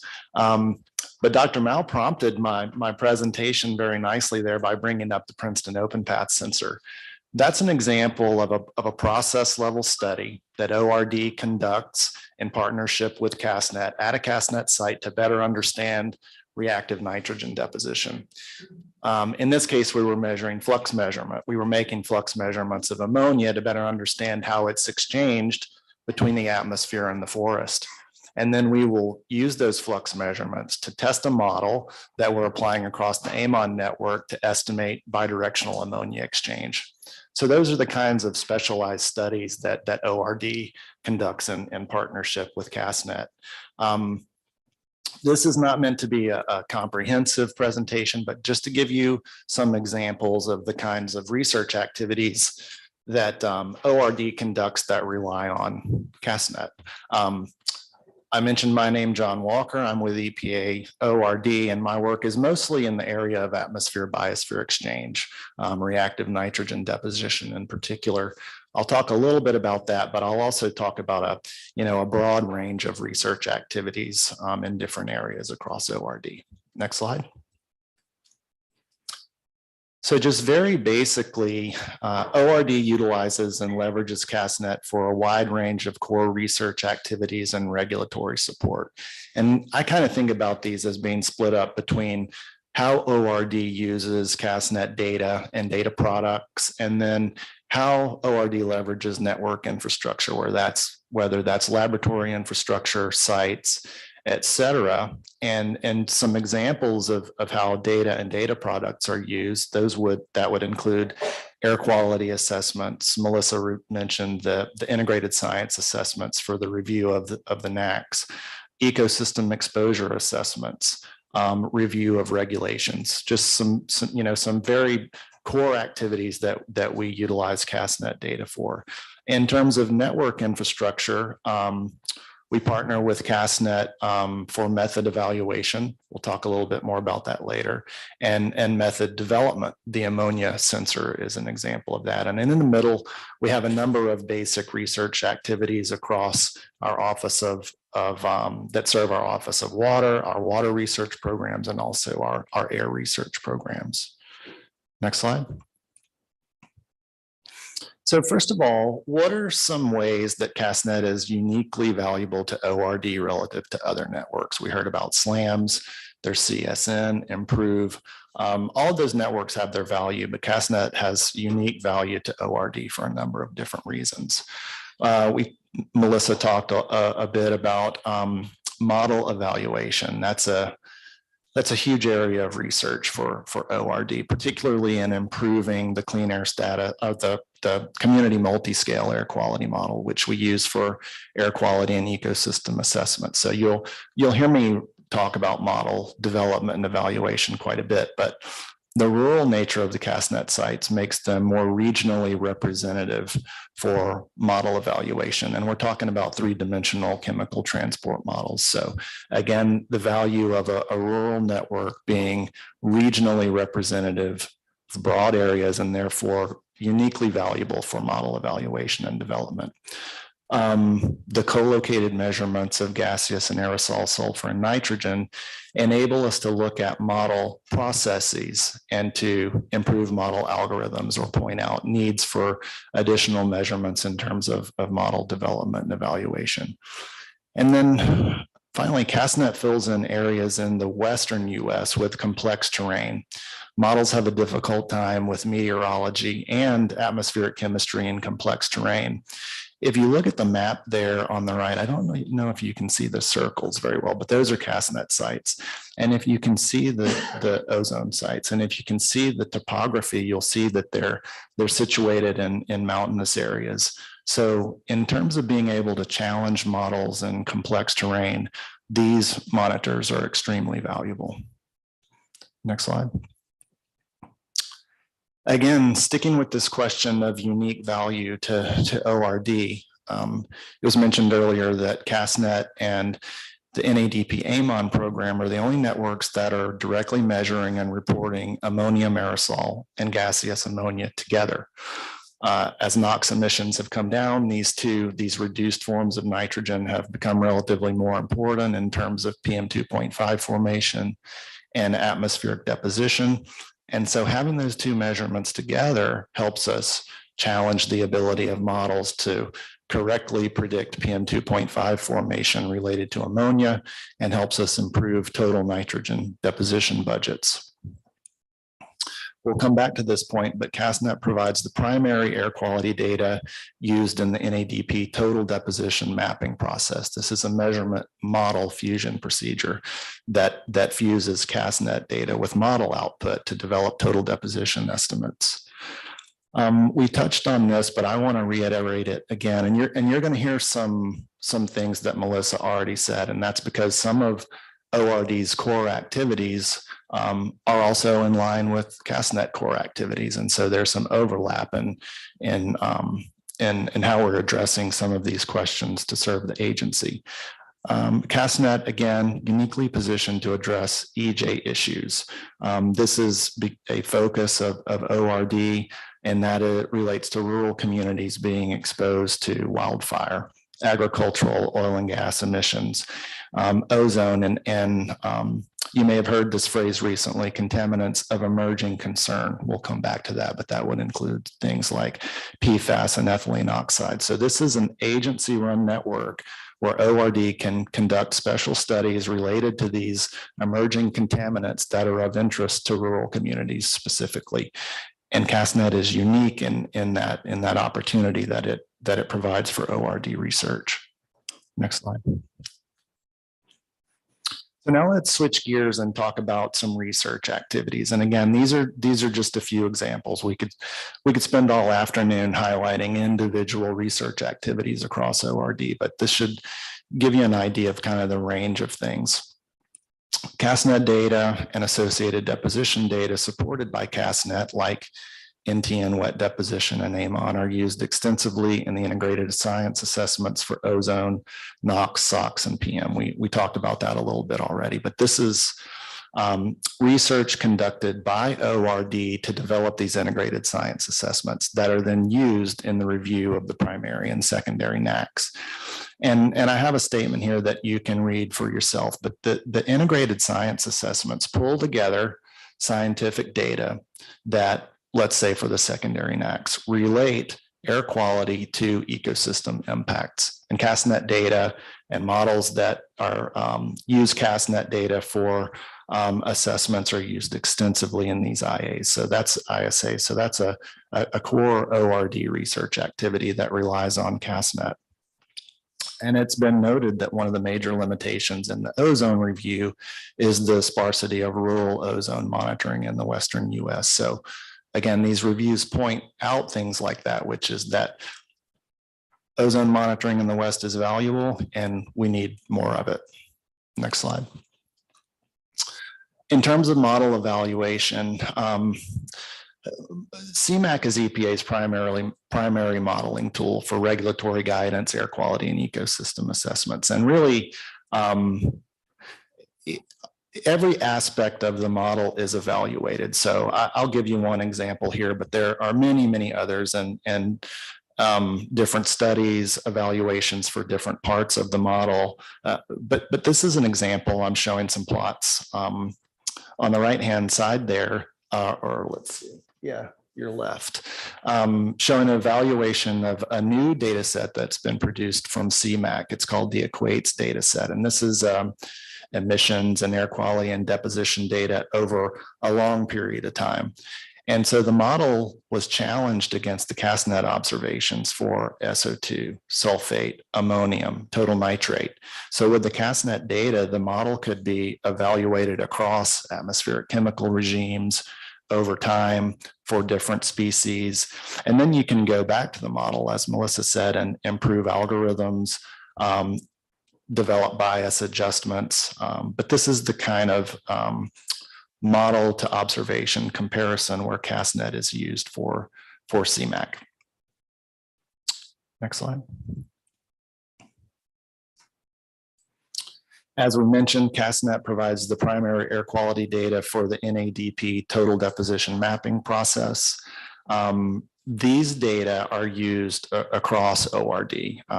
For example, critical loads assessments and ecosystem impacts. A lot of research going on in that area within ORD that utilizes the TDEP data, which use CASTNet data. Showing you on the right-hand side there, or the top graph. This is results from a recent study looking at percent tree species exceeding the critical deposition loads for nitrogen and sulfur. And the responses that were looked at were tree growth and tree survival. And the point here is that the deposition data were used to evaluate these critical load exceedances that then inform this ecosystem impact analysis. So that's one example recently from the literature. I also want to say here, since we're talking about measurement model fusion, that the use of CASTNet data in that context extends outside the United States. It's being used now as a data set that it's being used in the development of a global measurement model fusion procedure. So the NADP approach looks at the United States. Well, there's a global version of the measurement model fusion approach for total nitrogen, total sulfur, and ozone that's utilizing CASTNet data. And so in that context, CASTNet data being used to evaluate models that are used for this global measurement model fusion, the CASTNet stakeholders extend outside the US and include developing countries in terms of how this new model is going to be used. Go back one, there you go. So we've talked a lot about air and deposition to terrestrial ecosystems, but the TDEP data are also used in national nutrient inventories that inform water quality assessments. This other example here is from Sabo et al. 2021, and this is looking at anthropogenic nitrogen surpluses in the environment, agricultural nitrogen surplus, point source in loading. These assessments all use the TDEP data as an input, and ORD researchers are using that data for these types of nutrient and water quality assessments. Next slide. Shifting gears here a little bit toward method development and evaluation.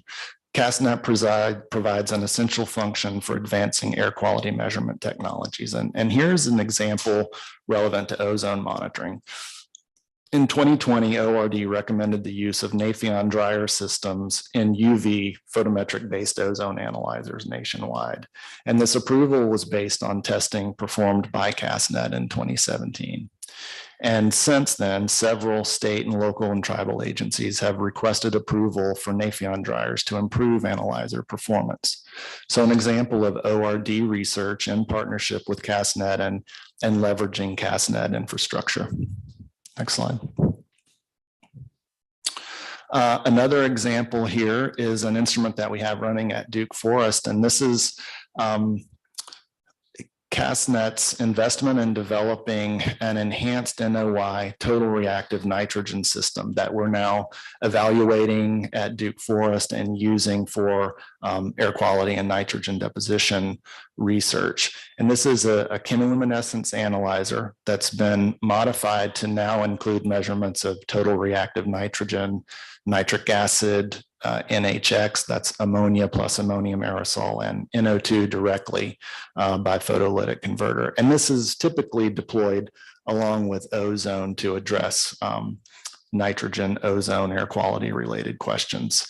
But this is an example of the kind of information that we get from the instrument if you look at the graph there. And this Duke Forest is a suburban forest site. So it's in this urban to rural gradient where the models have a difficult time estimating deposition. So this is a good site for us to, with direct measurements, evaluate total nitrogen deposition, the relative importance of the different nitrogen species, see which ones we have some control over. Is the total atmospheric reactive nitrogen budget dominated by oxidized nitrogen species or reduced nitrogen species? How much do these different species contribute to total deposition? Well, with this instrument, we can do a pretty complete job of speciating the reactive nitrogen deposition budget. And here's an example of what now is becoming a long-term data set at Duke Forest, showing total reactive nitrogen ammonia, which we can also compare to the Princeton instrument and the AMON sensor that's on site there. And then NOI, NO2, and so on and so forth. So again, working with CASTNet to improve and evaluate a method that we can then use for process level studies in ORD. Next slide. Yeah, CASTNet infrastructure is leveraged in many different ways to perform special studies, and I'll talk about a couple of them here. Melissa mentioned this one earlier, where we started a pilot study with CASTNet to look at the feasibility of measuring total nitrogen on CASTNet filters. And then if we have total nitrogen and we have the inorganics, then by difference, we can get a look at the total amount of organic nitrogen in PM on the CASTNet filters. And this is important for improving nitrogen deposition budgets. We don't really currently do a great job with organics in terms of our deposition budgets. So it lets us look at that contribution to deposition, but it also gives us another data set to challenge models with in terms of organics. In CMAC and other models, the organic chemistry modules are advancing over time, and we need additional data, even if it's relatively coarse data like bulk organic nitrogen and PM to challenge these models that are constantly evolving. So we're doing this across 25 sites, all CASTNet sites, most co-located with NADP. We have some preliminary data. This will go for another year or so, but so this is the kind of data that it's showing us. In this case, looking across all of the sites from November to February of this year, we're seeing about a little more than 50% of the nitrogen is ammonium aerosol, 35% nitrate, and about 10% organic. And we'll get a look at how this changes site by site and by season to gain some more insight into the role of organics in PM 2.5. So that's one example. Other activities related to reactive nitrogen. Melissa mentioned the low-cost dry deposition systems earlier.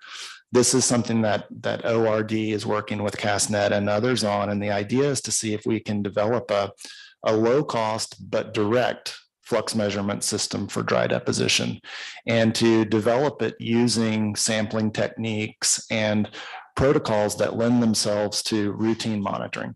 So the stage that we're in now, we've built a couple of the systems. We're using them in Idaho. We're building a third system. And part of that instrument development will be, can we do this in a routine monitoring network? Dry deposition is very difficult to measure. It's much more uncertain than wet deposition. And we need measurements, but they're typically expensive. The instruments can only be deployed for short periods of time. So the question is, can we develop a low-cost system that can be run routinely for dry deposition over a very long period of time? Let's move on to the next slide. And then finally, we talked about contaminants of emerging concern earlier. And this is where, again, coming back to how CASTNet uniquely serves ORD in terms of the infrastructure of a rural monitoring network, where ORD can look at things like PFAS, per and polyfluorinated alkyl substances. Scientific studies have shown, and I'm sure you've all heard this in the news, that these compounds are harmful to humans and animals, and they persist in the environment. Well, CASTNet provides an opportunity for ORD to look in the rural environment at PFAS levels, deposition levels, concentrations in air and precipitation, along with NTN. And these stars that I'm showing you, these are areas where PFAS is being measured, either co-located with or close to a CASTNet site. So you measure the PFAS in the wet deposition, but the CASTNet data provides context for the atmospheric chemical environment that you can then maybe glean something about how PFAS behaves in the atmosphere. So there's added value in having wet deposition co-located with CASTNet to examine some of these emerging pollutants. And also ORD in partnership with CASTNet recently began sampling PFAS in ambient air and cloud water. And so this is an example of an effort that is kind of forward looking. What are some of the emerging contaminants that we need to look at in the rural environment and where CASTNet can play a role for ORD? And then next slide. And that's it. That was a quick overview. Again, not reflective of all of ORD's research activities, but just kind of a range of activities that I think reflect broadly the value of CASTNet to ORD. And so maybe we have time for questions. Thank you, Dr. Walker. Any questions for Dr. Walker? Yes, Dr. Shaw.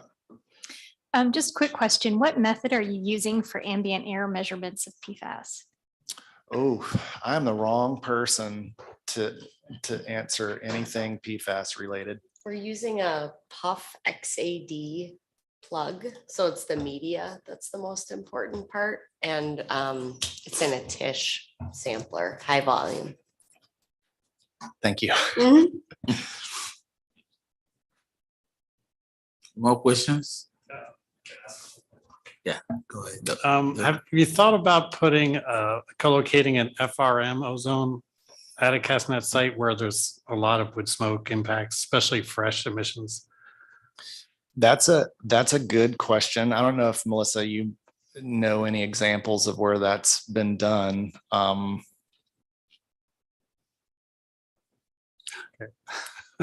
It would just be interesting from a state perspective to see what differences there are between the FRM and FEM in a rich wood smoke, fresh environment. Yeah, we do see at Duke Forest, we do see local wood smoke in winter. So maybe there's an opportunity to do that there. Right. Mhm. But in the summer, we're getting these. Yeah, right. So impacts. a few fireplaces Right. is a different story than, Yes, thanks. huge wildfires. Yeah. Sorry, I can't address that more directly. Yes. Graham. So can you quantify the difference between how ORD uses the existing measurements versus how they take the measurements and maybe do new analysis of those samples versus putting in new sort of like measurements? So there's sort of like three aspects. You just use the measurements directly. Yep. You take something that's being collected and do some additional analysis thereof, or you put in a completely new instrument. So you're using the site, but not. So is there a relative mix of those things? There is a mix. So several weeks ago, ORD was asked to, well, a few of us within ORD were asked to kind of think about these questions of how a changing CASTNet might affect ORD research. And so to do that, we looked across, we have something called a strategic research action plan for, in this case, the program is air, climate, and energy, but there are others related to water, et cetera. So we essentially looked across all of the activities in these research plans and just summarized everything. And when you do that, you see a mix of data use, just straight use of CASTNet data and data products. Your second point, which was taking those CASTNet data and then applying them to a process level scientific question. And then using them with other data to answer a question. And then finally, using CASTNet infrastructure like the site and ongoing measurements to add a brand new measurement that ORD sees as valuable to be collected alongside what CASTNet is already measuring to address a different scientific question. So you could conceivably, go through the research portfolios and lay out relatively, where our activities fall in those three areas. We didn't do that, but I will say that the programs reflect those three uses of CASTNet data and infrastructure. Yeah, I think it might be useful to understand because, if you're to the extent that you're already using, the existing data, if we're thinking about removing some of it versus, how you add on, I think it will be useful for us when we think about how to prioritize. Yeah, you're exactly right about that. And it's difficult and it needs to be, Melissa mentioned earlier, some of the analyses that are ongoing right now. Greg Beachley's working on this and others to look at the impact of removing a site or a particular measurement. and depending on who you ask of that question of, you'll get a different answer. If we ask our model developers, which measurement is most important to you, they might say, well, we don't want to understand nitrate aerosol, so you absolutely cannot get rid of these sites. If we're doing that, but we have to do it, in lockstep in a consistent way with CASTNet and I would say even other agencies, so that all the questions are addressed consistently, and that question can be answered, comprehensively. I don't think ORD should go down that road in a vacuum, and while CASTNet is doing the same thing, or while another agency is doing the same thing. So there's some integration that's needed that makes this even a more difficult problem. Okay, go ahead. So one of our charge questions was to think about the future of CASTNet measurements and perhaps new measurements. And I was wondering whether ORD research would be particularly enhanced there was a list of capabilities that were targeted. Yeah, I think some of the things that Melissa mentioned would be helpful to ORD as well. Black carbon, smoke tracers, the idea of measuring PM 2.5 at some of the CASTNet sites, use of low-cost sensors. There's a lot of overlap there in how ORD can benefit from some of the things that have been presented as future measurements under CASTNet.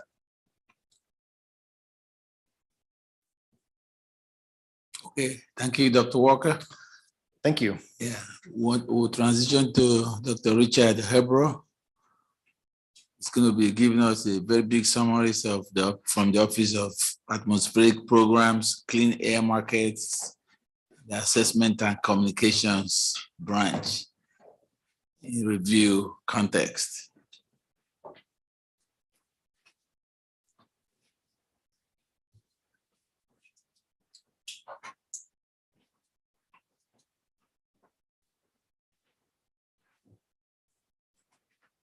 So I guess I'm the closer.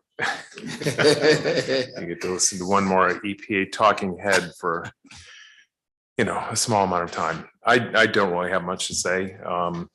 You've heard a lot here so far. I think one of the themes that you've heard is the world is changing. It's changing very rapidly.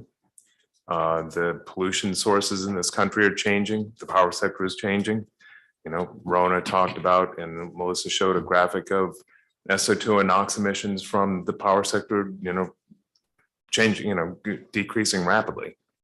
It's because the generation mix is changing, right? So natural gas has supplanted coal and flipped in terms of their priority in generation. And, we're seeing, lots of penetration of electric cars, which is going to change mobile sources. That means the environmental issues in the country are changing as well.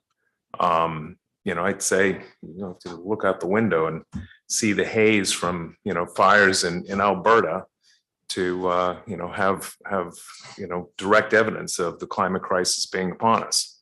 And technology is changing. I mean, I saw in a lot of your comments so far, and I've read them all, and thank you very much for the initial comments. Monitoring technology is changing that, I'm just a manager, the smart people in the back of the room that work with me, they know about the technology. And then, I think you've heard a couple times, both from Rona and from Melissa, budgets are changing too. All you have to do is follow the news on a daily basis and watch us creep ever closer to, potential default to see that there's lots of budget wrangling going on. That impacts us. So I think the other thing that you've heard here and that I think that I've seen in many of your comments is that CASTNet's a very unique asset. It's a deployed infrastructure in places across this country where there is no other monitoring infrastructure. And so, this review is an opportunity to think about how best to use that network, that resource, that asset, and keep it in place for, the next 20 years. The world is evolving, CASTNet has to evolve with it. So, we're not in a place where we can say, hey, we've been doing great stuff. Let's just keep doing that same great stuff for 20 more years.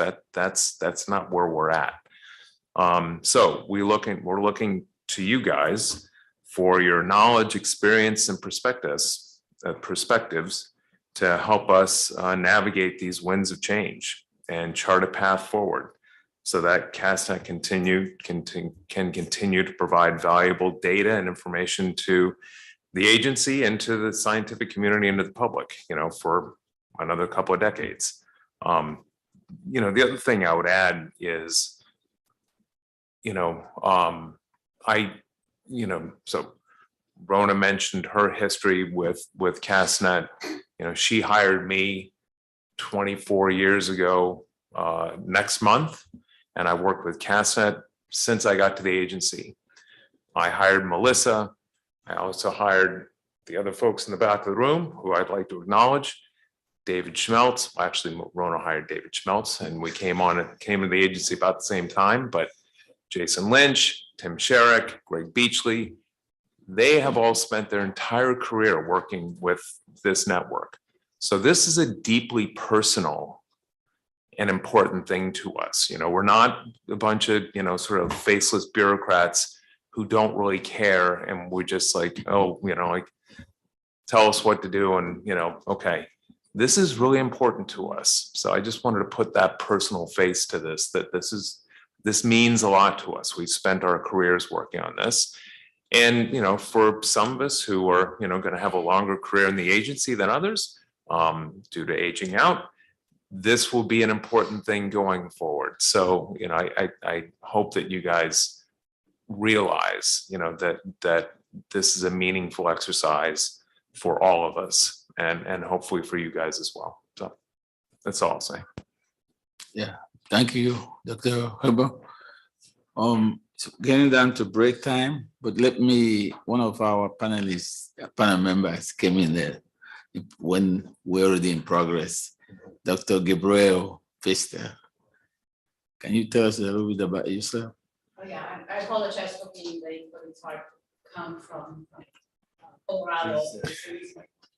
Sorry, well, I typically have a pretty loud voice, so sorry for being late. I apologize for that. So I'm Gabriele Pfister, but you can also call me Gabi, as most everybody calls me that.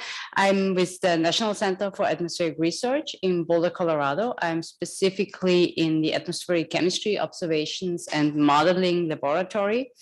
So I have pretty much most of my entire career, worked on atmospheric composition. I started more on a global scale, do now much more local scale air quality research using a range of different model products and also observations from field campaigns, from satellite, but also from operational networks. And CASTNet is just one of the major resources that we, especially in the modeling community, really heavily rely on. Thank you. Defer to DFO, Dr. Brumer. Yeah, so thank you all very much. Thank you, Rick, for your context, and thank you also for the personal level at which this is affecting you and the importance of the activity of this panel. As you've heard, you guys and your recommendations are going to lay the foundation for this next evolution. The context that Melissa provided in terms of this 30-year plus history of this network, and we're at a seminal inflection point, it looks like. So thank you so much for helping us out with that.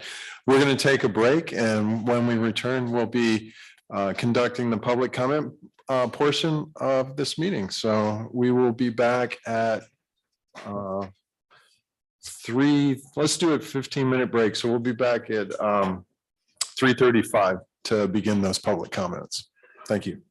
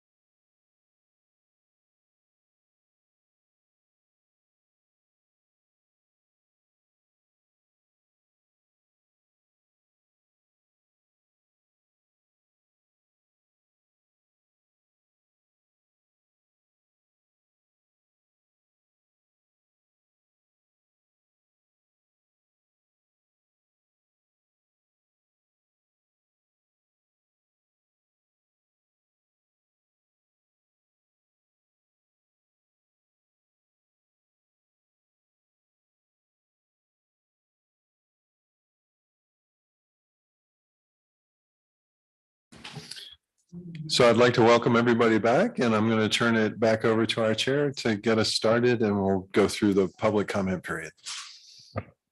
Okay, welcome back, everyone. And we're going to get into the public comments for registered speakers. Okay, so our first speaker is going to be Linda Geiser from the U.S. Forest Service. To turn on your microphone, you have to push the button on the microphone. Got Yep. it. Okay. And just when you're ready to go.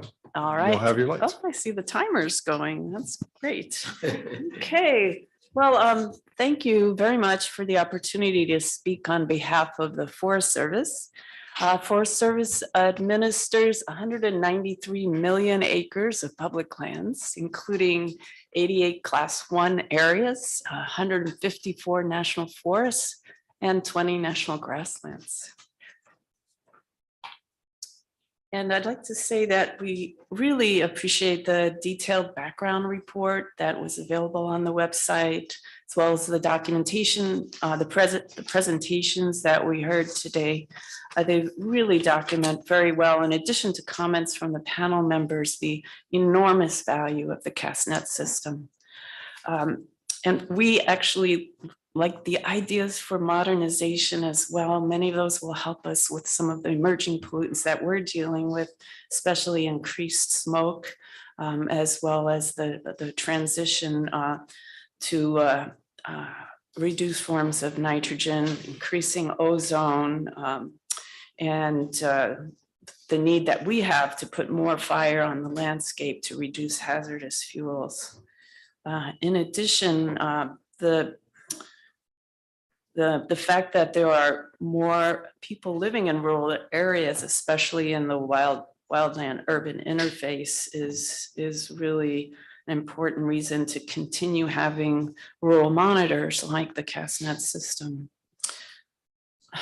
All in all, we saw a lot of scientific value in the CASTNet system, and I'm going to tell you about how we use it, but I have failed to see so far any support, scientific justification for reducing the number of sites. In fact, it's a bit disturbing to learn that the budget is decreasing before the review has been finished. So I'd like to say that also that in the EPA, the agency with the largest budget and the most pointed mandate for protecting air quality and environmental harm, and a demonstrated track record for conducting monitoring very well. It's really difficult to imagine that if EPA doesn't continue to invest in the level of monitoring that we need, there's no other agency that can step up to take its place. And I'll just give you an example of the Forest Service.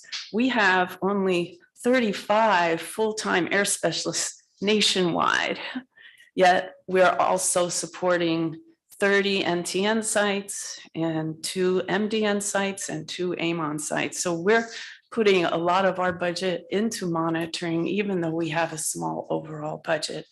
So I just really feel like if EPA doesn't carry a lot of the weight, we could be putting more sites at risk if the costs go up per site, and there aren't other agencies that can step up. I'd also like to support comments in letters from other agencies and the written comments. So I won't repeat those, but I would like to highlight 3 topics that are important to the Forest Service. Topic number 1, the value of CASTNet and smoke modeling, and I see I have only 1 minute left. Topic number 2, which is the value of CASTNet in deposition modeling and assessing critical load exceedances and ecological harm. And 3, a plea for a collaborative review of the network as a whole. So I'm going to run out of time here, but I would like to remark that our agency uses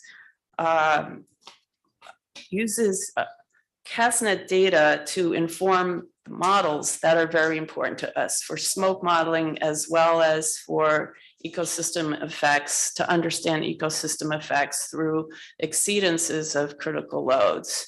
And we use those in a range of activities, including forest planning, planning for projects under the NEPA process, national scale assessments that we do to prioritize the use of resources, understanding resource condition, our regulatory responsibilities to protect our class 1 areas. We do a lot of permit reviews and we utilize the data for that. Wilderness stewardship monitoring. There's just a big range of activities that we have been utilizing CASTNet, NTN, and AMON data for years. So thank you very much for the opportunity to say a few words, and we'll be submitting our written comments with a few more details. Thank you. Are there any question, 1 or 2 questions for? Okay, thank you. Dr. Bloom. Okay, so we'll move to our next commenter. He's online. Joining us remotely is Peter Groffman from the Carey Institute of Ecosystem Studies. And I don't know if you'll be able to see the timer, but I'll start it anyway. Okay, and how long do I have? I don't have much to. I won't go long. What is it? Is it 3 minutes? 5 minutes? It's a 5-minute timer. Yes. Okay. So I am a basic research scientist, and I wanted to just take the opportunity, and I greatly appreciate the opportunity to talk a little bit about synergies between federal agencies and research scientists and the importance of CASTNet in that. I work at long-term ecological research sites, which are funded by the National Science Foundation, and these synergies are particularly evident and important at these sites. The CASTNet site at the Hubbard Brook Experimental Forest in New Hampshire is perhaps the best example of these types of synergies. So since the 50s at Hubbard Brook, researchers at the site have been investigating interactions between ecosystems and the changing atmosphere. And as we all know, there have been a lot of changes in the atmosphere since the 50s in terms of acidity and nitrogen and sulfur and carbon dioxide, and they've all changed a lot. And the research effort at Hubbard Brook has been focused on understanding the ecosystem response to these atmospheric changes. And the ecosystem responses, they have been dramatic, they have been complex, and they have been constantly surprising. And so my perspective is coming from basic research. We measure environmental changes, but then we need to understand what the ecosystem response to those changes is and what are the mechanisms, like why is the ecosystem changing? So let me say a little bit about those synergies. So the Hubbard Brook Experimental Forest is managed by the Forest Service. They manage the site. The USGS scientists have been active at the site. The EPA has been active at the site, and many, many generations of university scientists from many universities across the country have been conducting work at Hubbard Brook, again, along the theme of how do ecosystems respond to a changing atmosphere. And CASTNet is right at the center of this. It measures an essential part of the story. How is the atmosphere changing? And it does it well. And I guess many people have said this all day, but CASTNet is great. From a point of view of a research scientist, the things that CASTNet measure, they're a pain in the neck to measure. And the group, they do it really well. They make the data available quickly and in a usable format. And as a research scientist trying to figure things out, we really appreciate CASTNet. And nowhere is that kind of synergy and appreciation more obvious than at a place like Hubbard Brook. And you'll see if you look at the letters and comments that you've got, a lot of them come from Hubbard Brook because it's just been CASTNet's been a fundamental part of this this synergy. That's we measure how the environment is changing. We measure the response to those changes and the mechanisms underlying those changes, and it's a really nice synergistic effort. And I would also argue, yes, we've learned a lot about Hubbard Brook, but there's the broader mission of understanding. Yes, we pass laws, we then quantify the changes in the environmental quality, but very broadly, EPA's mission and the whole mission of environmental science across the world is to characterize the ecosystem response and the mechanisms underlying the responses. And I think that's why there's really quite a bit of angst about this changes in CASTNet at Hubbard Brook. And one thing I will note that we have a pretty good understanding that the Hubbard Brook CASTNet site was expensive to run. And so our U.S. Forest Service collaborators at the site are willing to take over some responsibility for the CASTNet site, supplying labor to collect the filter packs and download data, ship samples, and maintain the facility. And so we are willing to not just complain, but actually to maybe do something to help make the situation a little better. And again, I thank you very much for the hearing and for the opportunity to speak.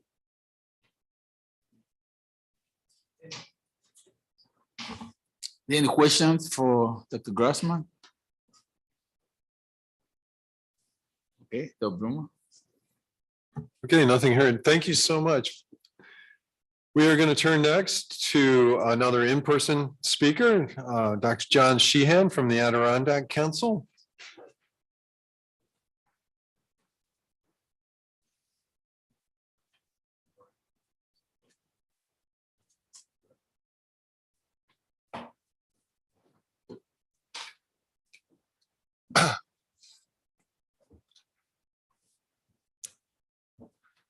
Good afternoon and thank you. My name is John Sheehan. I'm Communications Director for the Adirondack Council. I started with the organization in 1990, just as the Clean Air Act was being amended, and have been watching the Clean Air Status and Trends Network operate for the last 33 years as an advocate on behalf of the Adirondacks. The Adirondack Park is a unique place. It's 9,300 square miles of forest. It is the largest temperate deciduous forest intact on Earth. There are 11,000 lakes and ponds, almost 30,000 miles of rivers and streams. In short, we have everyone's water, and we provide it clean for the most part, as best we can to the rest of the state for 20 million people. But atmospheric pollution has been the main problem that we've had keeping that water clean over time. In my career at the Adirondack Council, we have managed to document the loss of about 40 populations of genetically unique brook trout like the one behind me here.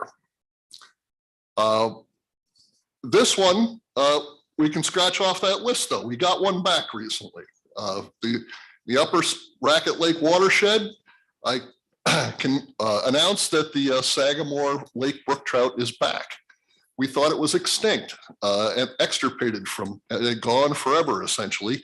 And about 3 years ago, we started to see them in the watershed again. And this was a lake that was critically acidified, but reacted well to pollution reduction. And we got its pH back into normal range, and good things started to happen. CASTNet's been something that's had a big impact on the Adirondacks. I want to thank people for the fact that this brook trout still exists. I want to thank this panel for being careful and creative and frugal, and all of the folks involved with the CASTNet program. I really think it's the best value of any program being run by the federal government right now. And we would urge you to keep it up. Not to continue to close any stations, but to improve them. I stood next to Senator Schumer last year at Heart Lake in the Adirondacks in the fall when he announced the Inflation Reduction Act had been passed and that we would be able to help to rebuild the CASTNet network and that their sites would be reopening. While that hasn't happened yet, I think that this committee has the ability to get that done and to make the whole network a little better. We need more information on the impact of ammonia, fine particles, especially from wood smoke, both locally and long-range transport that we're seeing. Mercury is not declining in a straight line along with deposition in terms of contamination of the food chain. There's a lot we still don't understand about the recovery that's going on in the Adirondacks right now, and we need to as we continue to monitor and continue to make recommendations for other pollution reductions. And as the final cross-state pollution rule is put into place, new ambient air quality standards are being developed right now. We will have a changing atmosphere continuing into the future, and we'll need to continue to measure it and determine what those impacts are on the ground. Modeling is not the same as having the proof, as you know. One of the things that I'm concerned about with the mapping that has been discussed here today, rural disadvantaged communities do exist in the Adirondack Park. They aren't represented on the map. That may be a spatial problem. The Adirondack Park has 130 communities within its borders. There are only 130,000 full-time residents of the Adirondack Park. It has a great deal of impact from visitors. We get 12 million, a little over 12 million visitors a year, but the year-round population is small, relatively poor, and living in places where there have been pollution problems and continue to be food chain contamination issues. So we would like to, I expect we'll offer some additional information on that, help you improve that model if possible. But again, mostly I'm here to say thank you, both for the progress that we've made, for the living example of the fact that this program works, and for the hopeful nature of everybody in the Adirondacks who's been dealing with acid rain over the last 30, 40 years, that we're going to see real progress in the future too. Thank you very much. Thank you, Dr. Do you Sheehan. have questions? Do you have any questions for Dr. Sheehan? Yes. Do you see any emerging issues for these lakes that you want to bring to our attention? You know, we've worked on acid rain for a long time. What do you think are some of the emerging issues? Well, temperature is one. We have a brook trout population and lake trout that are very highly sensitive to temperature. We are seeing more dissolved organic carbon in lakes and aren't quite sure how that's having an impact on the recovery of those waters. In cases where lakes are not yet recovered from critical acidification, we have a broad range in the expected time period where that's going to happen. Some may recover in the next few years, given the dramatic drop in sulfur and nitrogen pollution. We have others where we know they won't recover without additional reductions in pollution for 300, 400, 500 years. That seems an unacceptable scale from my perspective. Fine particles have become a considerable issue in the Adirondacks as well. Probably more deposition wise than ambient air quality impacts, but CASTNet would measure that deposition, something that we need to continue to do. And biogenic ozone that's being created from sources we're not quite sure what they are. We have ozone at high elevation that is above what it should be, given that we have so few sources of industrial pollution in the neighborhood. We have ozone at low elevation in the Adirondacks that is pretty consistent with the ground level ozone in other places, but even that can be higher than we expect it to be in the presence of very warm weather and high humidity. So I think we have a whole range of issues that we still want answers on, and CASTNet is probably the best option for getting those answers and collecting that information. Thanks. Any more questions? Yeah, Dr. Bloomer. Okay, thank you very much. Thank you very much.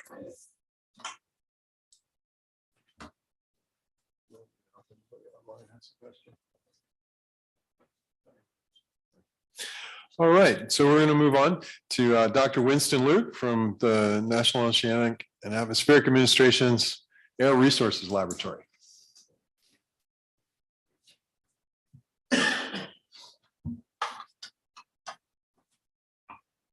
Well, Good afternoon, everyone. I'm Winston Luke. I have been with the Atmospheric Air Resources Lab for almost 30 years. I am not known for my brevity, but I'm going to try to get through this as quickly as I can. I prepared a written statement that I just wanted to read. And I just wanted to thank you all for this opportunity to speak publicly about the importance of CASTNet. And I would like to say that the opinions or the comments I will provide reflect not only my own opinions, but also those of my NOAA colleagues, which have arisen in numerous conversations with them. While I do understand and appreciate the realities of tightening budgets, particularly as they relate to long-term environmental monitoring, the potential downsizing of CASTNet, along with proposed cuts to support of NEDP sites, will of course have far-reaching and negative impacts on our ability to better understand and protect our environment, critical ecosystems, underserved rural communities, and human health in general. As we've heard, and as we all know, CASTNet provides essential data to assess the effectiveness of emission reduction programs, the primary and secondary NACs, and the impacts of air pollution on sensitive ecosystems. CASTNet data have been used for virtually every major EPA initiative to reduce air pollution from stationary and mobile sources, beginning with the acid rating program in the 1980s. And the network offers a cost-effective and reliable means to assess whether these emissions reductions have been successful in protecting human health and environmental health. While the nation has made significant strides in improving air quality, especially with regard to ozone and PM 2.5 in recent years, further progress is not always guaranteed. And as the NAC standard for ozone is decreased, the importance of boundary or background ozone in the rural environment as it contributes to air quality exceedances will only continue to grow. And given the expected changes to air quality arising from a warming planet, it's essential that our ability to understand and predict these changes continues to improve. Air quality models are crucial for analysis and forecasting and policy relevant issues, but if they are to accurately reflect our evolving understanding of complex atmospheric photochemical interactions, they are dependent on the ground truth that the CASTNet provides, ground high quality data that CASTNet provides. As we heard this morning, CASTNet data earlier this afternoon, CASTNet data are also crucial to our understanding of the total atmospheric nitrogen budget and the formation of secondary aerosols, which severely impact human health. CASTNet is the only network in the US to monitor gaseous and particulate sulfur species, and along with reactive nitrogen measurements, this information is essential to understand secondary aerosol formation and to estimate dry deposition and determine critical loads exceedances in sensitive ecosystems and class 1 areas. And let me also point out that while sulfur levels in the atmosphere and therefore the acid deposition associated with sulfur has fallen dramatically in recent years due to strict emission controls, concentrations of atmospheric nitrogen species have fallen to a much lesser degree, particularly from mobile sources. And emissions of ammonia from concentrated animal feeding operations and other agricultural operations in rural areas have grown significantly in recent years. These emissions pose a potential threat to human and ecosystem health in often underserved rural communities. And this raises the issue of environmental justice. As most of the CASTNet sites are in rural areas, the network provides vital air quality data to fill spatial gaps in the state, local, tribal monitoring network. And CASTNet's focus on air quality in rural areas provides crucial data to assess issues of environmental justice, which are not confined simply to urban areas. The Biden administration recognizes and prioritizes increased awareness of environmental justice issues. And while these issues have in the past have been long neglected, EJ is emerging as an important topic in a national discussion of societal needs. Underserved rural and tribal communities rely on publicly available data sets that CASTNet provides of environmental stressors, both with regard to pollutants of both current concern and those of emerging interest. Reducing the size and scope of CASTNet, therefore, can run directly counter to the administration's stated goals. CASTNet's importance also extends well beyond the purview of EPA's mission, as CASTNet is an integral partner in fostering synergistic research across multiple US monitoring programs. CASTNet sites are co-located with a number of US monitoring networks, particularly those of the National Atmospheric Deposition Program, such as the National Trends Network, the Mercury Deposition Network, Ammonia Monitoring Network, as well as IMPROVE and NCORE sites. Therefore, a weakening of CASTNet through site closures coupled with proposed cuts to monitoring activity within NADP will fundamentally and permanently, and it's important to stress, permanently undermine our ability to monitor and document trends in air quality and to protect human and ecosystem health. As John Walker pointed out earlier this afternoon, CASTNet sites are also important to global monitoring programs and contribute data to the WMO's Global Atmospheric Watch program. From a global perspective, ongoing CASTNet measurements are critical for providing consistent, regionally representative data to evaluate and improve global and hemispheric models of air quality and deposition. In addition, ozone, nitrogen, and sulfur data from CASTNet will be fused with global model outputs to estimate dry deposition fluxes as part of WMO's measurement model fusion for global total atmospheric deposition initiative.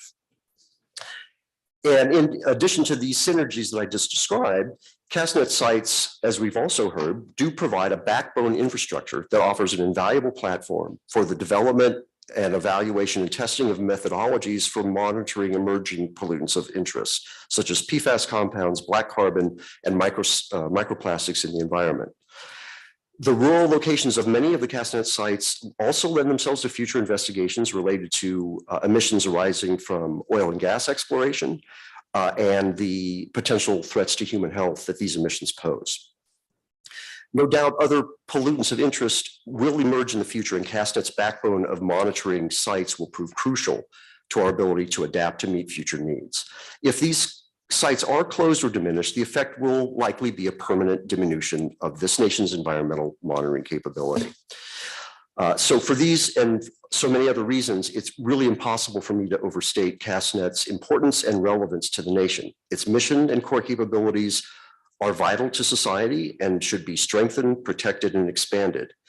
And again, let me stress that continued progress in improving our nation's air quality is not guaranteed. And CASTNet stands as a sentinel in our nation's environmental monitoring and protection efforts. And quite simply, there are no ongoing alternative programs in the US government that can substitute for CASTNet. So thank you for your attention. Appreciate it. Yeah. Thank you, Dr. Winston. Are there any quick questions for? Remember, he was very brief. Got plenty of time, 2 more minutes, 3. Well, Dr. Bloomer. Yes. Thank you very much. Okay, so we'll turn to our last registered, not our last, our second to last. So we'll turn to Dr. Andy Johnson from the Maine Department of Environmental Protection, Bureau of Air Quality. He's joining us remotely. And I don't believe he has any visual aids, right? That is correct. Okay. All right. When you're ready, you can begin. Thank you. Good afternoon. And I am not a doctor, but thank you for giving me that little title. But my name is Andrew Johnson. I've been working for the Maine Department of Environmental Protection's Bureau of Air Quality for the past 44 years, and I'm currently the director of our Division of Air Quality Assessment. I'm also the chair of the National Atmospheric Deposition Program's Aeroallergen Monitoring Science Committee. And I appreciate this opportunity to share with you my comments regarding the past and future value and benefits of the CASTNet program in improving our understanding and characterization of air quality in Maine. We've benefited from the operation of 3 CASTNet sites in our state over the past 3 decades at locations in Ashland, Howland, and Bar Harbor's Arcadia National Park. The air quality data collected by these sites assisted us in improving and expanding both the characterization and forecasting of ozone statewide, particularly in the more rural areas of Maine. They also provided a key contribution to us having a more complete characterization and understanding of total atmospheric deposition in Maine by providing data on dry deposition of sulfur and nitrogen compounds to terrestrial and aquatic ecosystems. Currently, however, only the Arcadia site remains in operation. My main emphasis here today, however, is to support the proposal of using the existing CASTNet infrastructure to deploy and implement a very much needed coordinated national network of continuous aeroallergen monitors to provide much needed data for public health and climate change purposes. In June of 2016, the Council of State and Territorial Epidemiologists approved their position paper number 16, which very convincingly made the case for the need for a national aeroallergen monitoring network. That document was shared with over a dozen organizations for review and comment, many of them federal agencies, including EPA. Every single returned response was in favor of and in support of the proposal. Now, 7 years later, with this CASTNet program review, EPA has the opportunity to actually take some tangible steps to implement such a network, leveraging the already existing infrastructure of the current program. By doing so, once again, the CASTNet program could significantly supplement and expand Maine's own aeroallergen monitoring efforts that are currently underway. My position is that the nation's air quality management program is at a critical turning point in its history, as Rick Hoiber alluded to. For more than 4 decades of efforts, it has accomplished significant successes in addressing and reducing impacts of the criteria pollutants in many areas of the country. Maine has been in attainment of all national ambient air quality standards since 2004. It is now time to turn our attention and resources to address more of the non-criteria air quality concerns that are increasingly more and more the focus of public concerns, like hazardous air pollutants, PFAS deposition, and of course, everything under climate change. Incorporating aeroallergen monitoring into the CASTNet program's future measurements, as described in section 5.2.1 of the Network Configuration Approaches document, would be a truly significant and positive step in that direction, which I strongly support. Thank you again for this opportunity to share my comments with the review panel. Thank you. Andy Johnson, any questions for him? Yes. Do you think, and I guess this will just be your own personal opinion, if EPA was to implement more allergen monitoring, more sensors at sites, would that possibly result in some synergy and other agencies coming to the table to expand it even further? Kind of the same way NADP operates. I mean, do you see EPA as the sole funder of aeroallergen monitoring, or are there other agencies who could step up to the plate as well? Part of my response, Doug, to that is that one of the challenges that has existed in getting a national network in place is because there's no identified funding for that at any federal agency at this point. The other thing is that the National Allergy Bureau does have a network of sites of about 40 to 50 sites that are currently reporting data, but it's not a coordinated network and the data is not publicly available. And part of the Aeroallergen Monitoring Science Committee's mission and charges is to explore that possibility of the NADP hosting yet another network under its oversights and its centralized operations. And in that case, again, we're looking at a broad integration of all efforts to go ahead and do any kind of allergen monitoring. There are some individuals who want to do that and have been doing it. We could incorporate other states that are starting up their own programs, just like Maine is doing. Iowa is an example, and Washington State is another. So I do think that it's the kind of the saying is if you build it, they will come. So I think it's very possible that a federal agency that has developed the processes and abilities to do this kind of monitoring nationwide, just like with deposition and ammonia and mercury monitoring, other people will want to be part of that. So my my guess would be, yes, it would bring more people to the table. Thanks. More questions? Dr. Bowman? Okay, thank you very much. So we're going to turn next to Dr. Christy Morris from the National Park Service. She's joining us remotely, and I believe we also have some slides to share that she provided. So whenever you're ready, you may begin. Great, thank you. Good afternoon, everyone. My name is Christy Morris. I work for the National Park Service Air Resources Division in Denver. Thank you for the opportunity to provide written and virtual comments today on the CASTNet network. The comments that I'm providing are from myself and my colleagues at the NPS, including Barclay Sive, Brett Schichtel, Mike Bell, and Emmy Felker-Quinn. The National Park Service has been a long-term partner of the EPA Clean Air Status and Trends Network.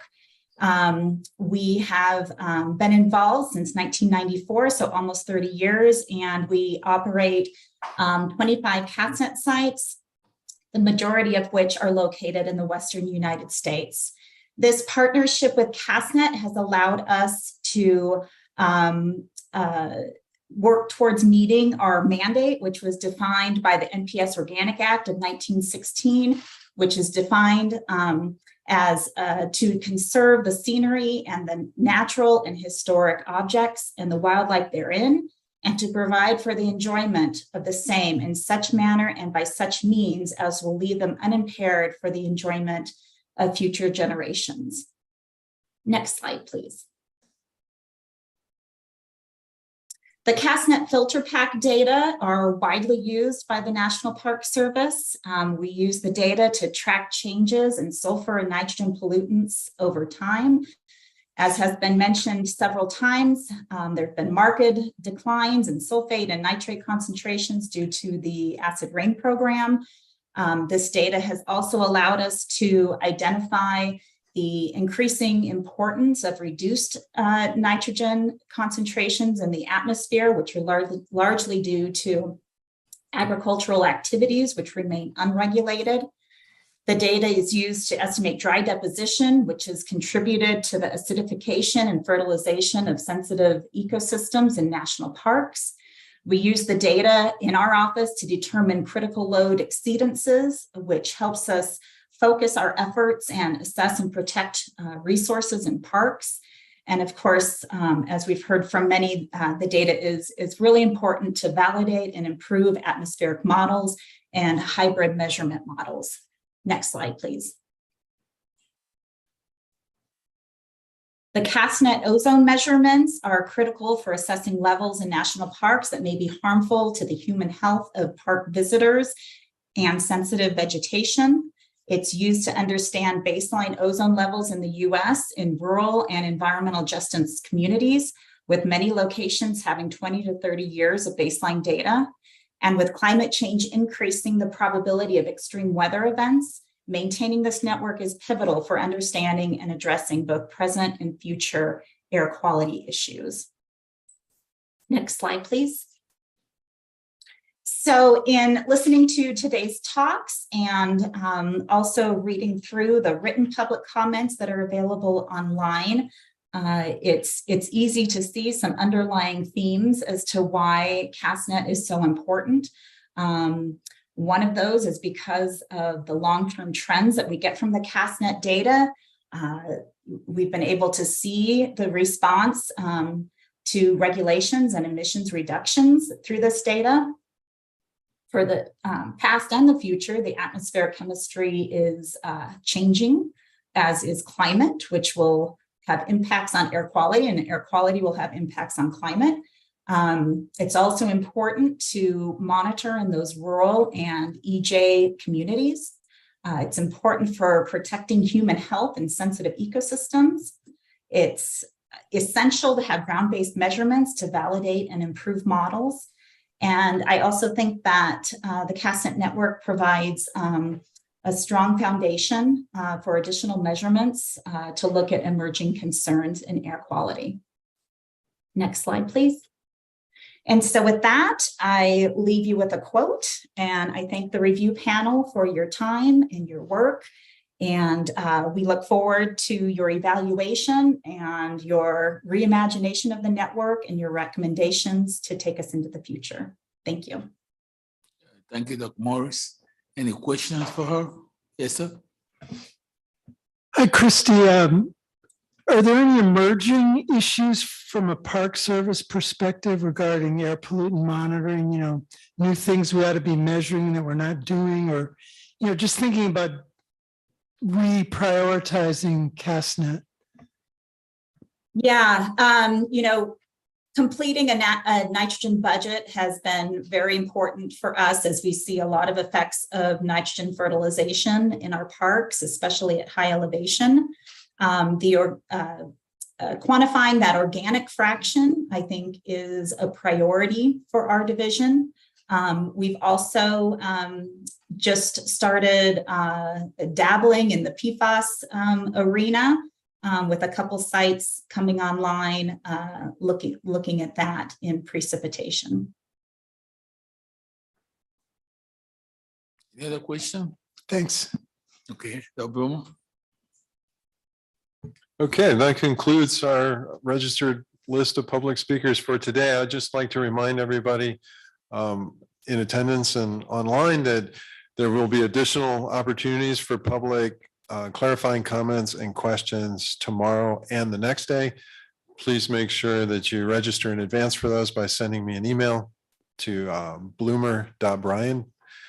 That's BLOOMER.BRYAN@EPA.gov, and I will work you into the agenda. So I'll turn it back to you, Dr. Uzo. Thank you, Dr. Brumer. Okay, we're going to jump into the questions, chat questions. And all of you have done excellent job in your preliminary comments. But as you know, in this CAST network, people have different opinions, but consensus matters. At the end, we have to agree on how to move CASTNet forward. So question one is there Pradelle, Dr. Burns and Shah, then additional contributors is Graham and NG. Their task is past and current objectives, how well has it done? Question two is Graham, Uzo, and Nelson, contributors of Lone Fight, Burns, NG, Graham, and Fester. The chat question is strategic plan. Do proposed approaches meet goals of the plan? Question three is Managan and Mao. And then the additional contributors will be Pradelle, Clifton, and Graham. And then this is about shrinking network plans, detailed review of proposed alternatives. Question four is about Fista and Clifton. Then contributors, Felton, Managan, and Shah. Then the chat question is additional measurements. Then question five is Felton, NG, additional contributors, Lance, Mao, and then other measurement ideas.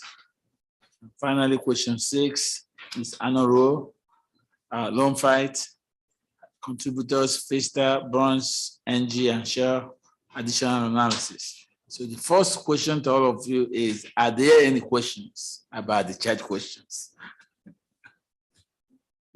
Yeah, and so I think if it might help, we can just go through them and read them into the record and ask if there's any clarifying questions, because we also have the EPA staff here as well, who helped formulate these questions to clarify.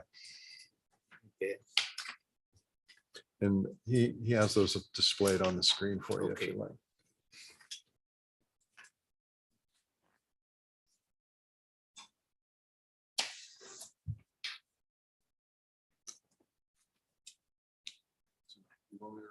Yeah, go ahead. All right. So the first question is to please provide your opinion on past and present CASTNet efforts to meet current scientific and policy relevant monitoring objectives. The panel should provide perspectives on the program's ability to A, provide high quality data on ambient concentrations of sulfur and nitrogen species, rural ground level ozone, and other forms of atmospheric pollution. Do you want to go part by part and see if there's any questions, or? do you Yes, let's just go part by part. So that's part A. Okay. I know we have a lot of work tomorrow. Lots and lots of work, but let's kick it off now and get our mind ready for tomorrow. Yeah, and the role of this is partly to just read it into the record and see if there's any clarifying questions from the panelists, given that we have all the program staff here help formulate the questions. So part B is to monitor, assess, and report on geographic patterns and long-term temporal trends in air concentrations and atmospheric deposition of pollutions. C, serve as a platform for air quality and deposition research and ecological assessments. D, provide data to evaluate, validate, and improve atmospheric chemical transport and deposition models. And E, to support the implementation of and compliance with the National Ambient Air Quality Standards, the NAAQS for ozone, NOx, SO2, and PM 2.5.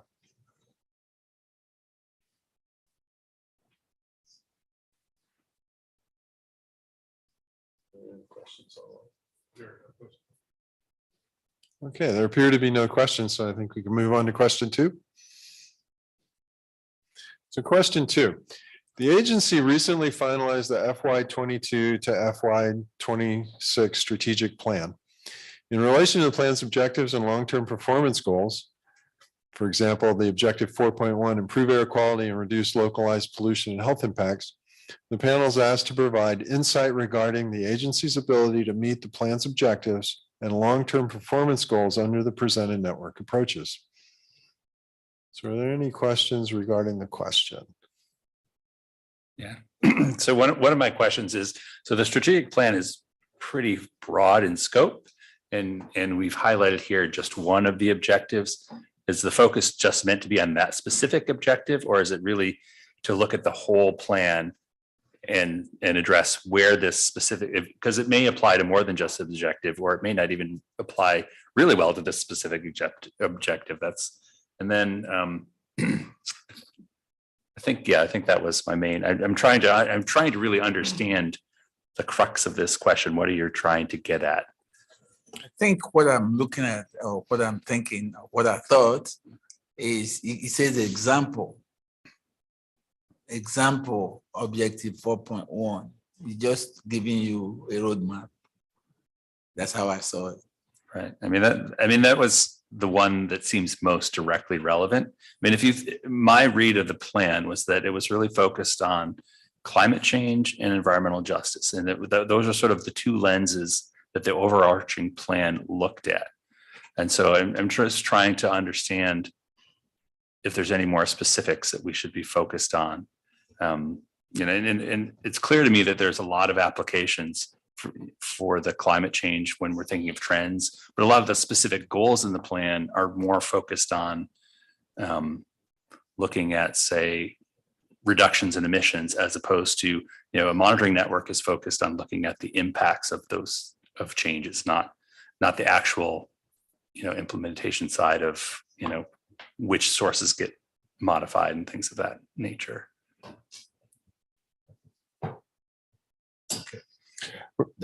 Did you want some input from the agency, or is this mostly for your fellow panelists? Yeah. So if we have I to would answer this invite- question, then I need to understand better what it exactly is we're looking to inform them with. So if I could just invite you up to the microphone so we can get that captured for the record, that would be helpful.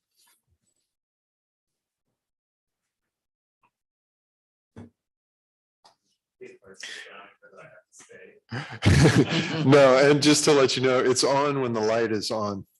There you go. Okay. Now it's on. So I think what we're hoping for is, John, as you pointed out,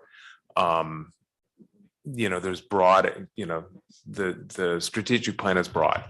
And, you know, there are probably a number of areas where you could think about how does CASTNet relate to that strategic plan. goal 4 or objective 4 is one very directed at air quality. And so that's a prime example of one of the most specific objectives in the strategic plan that makes sense to think about CASTNet in relation to. But climate and environmental justice, sure, that would be, that would be important as well.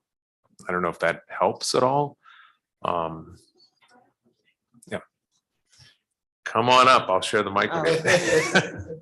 So I would also say that in terms of the strategic plan and reducing emissions, to target those emission reductions, we really need the air quality data, right? To understand where impacts are happening, where emissions should be reduced to improve human health and environmental results. And then those are going to feed into the models that are then used to develop the regulations. So sort of think broadly about the strategic plan, but also the value of the CASTNet program in developing those regulations to target those emission reductions that are laid out. And to build on that point, are there things, I think I saw in at least one of the sets of comments, a mention of, isotopic tracers and, that helping with source attribution. So, that seems to be a potential angle to think about in terms of Melissa's point about sources and, potential regulatory, work in the future that CASTNet might inform. So.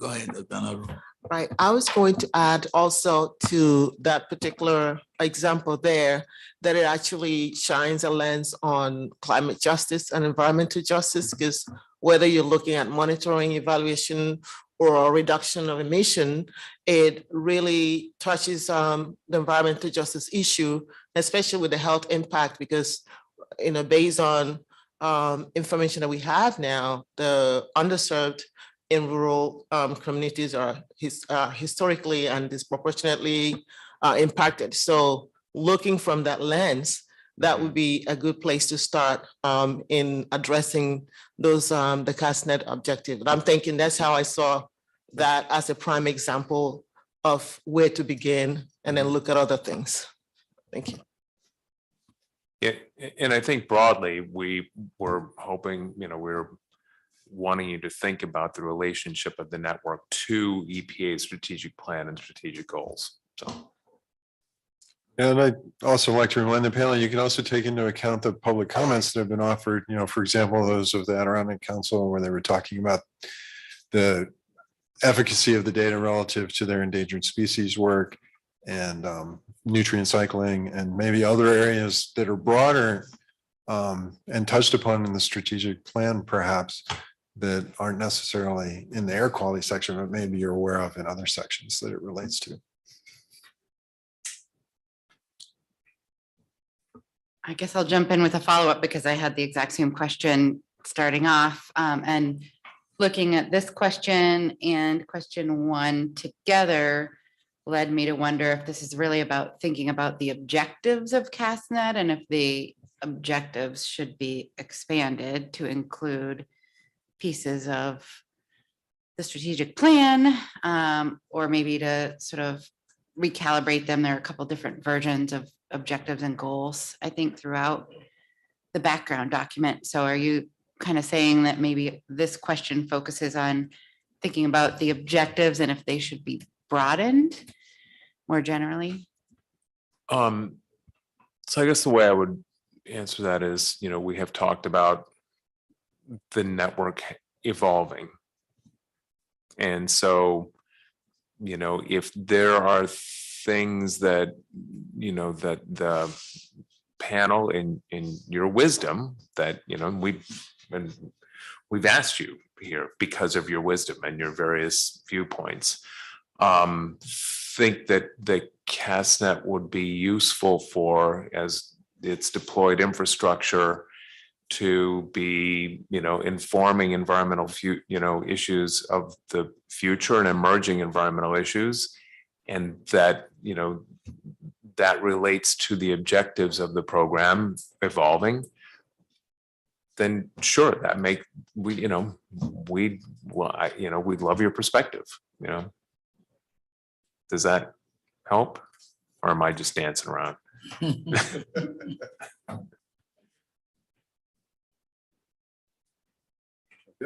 Hey, thank you, sir.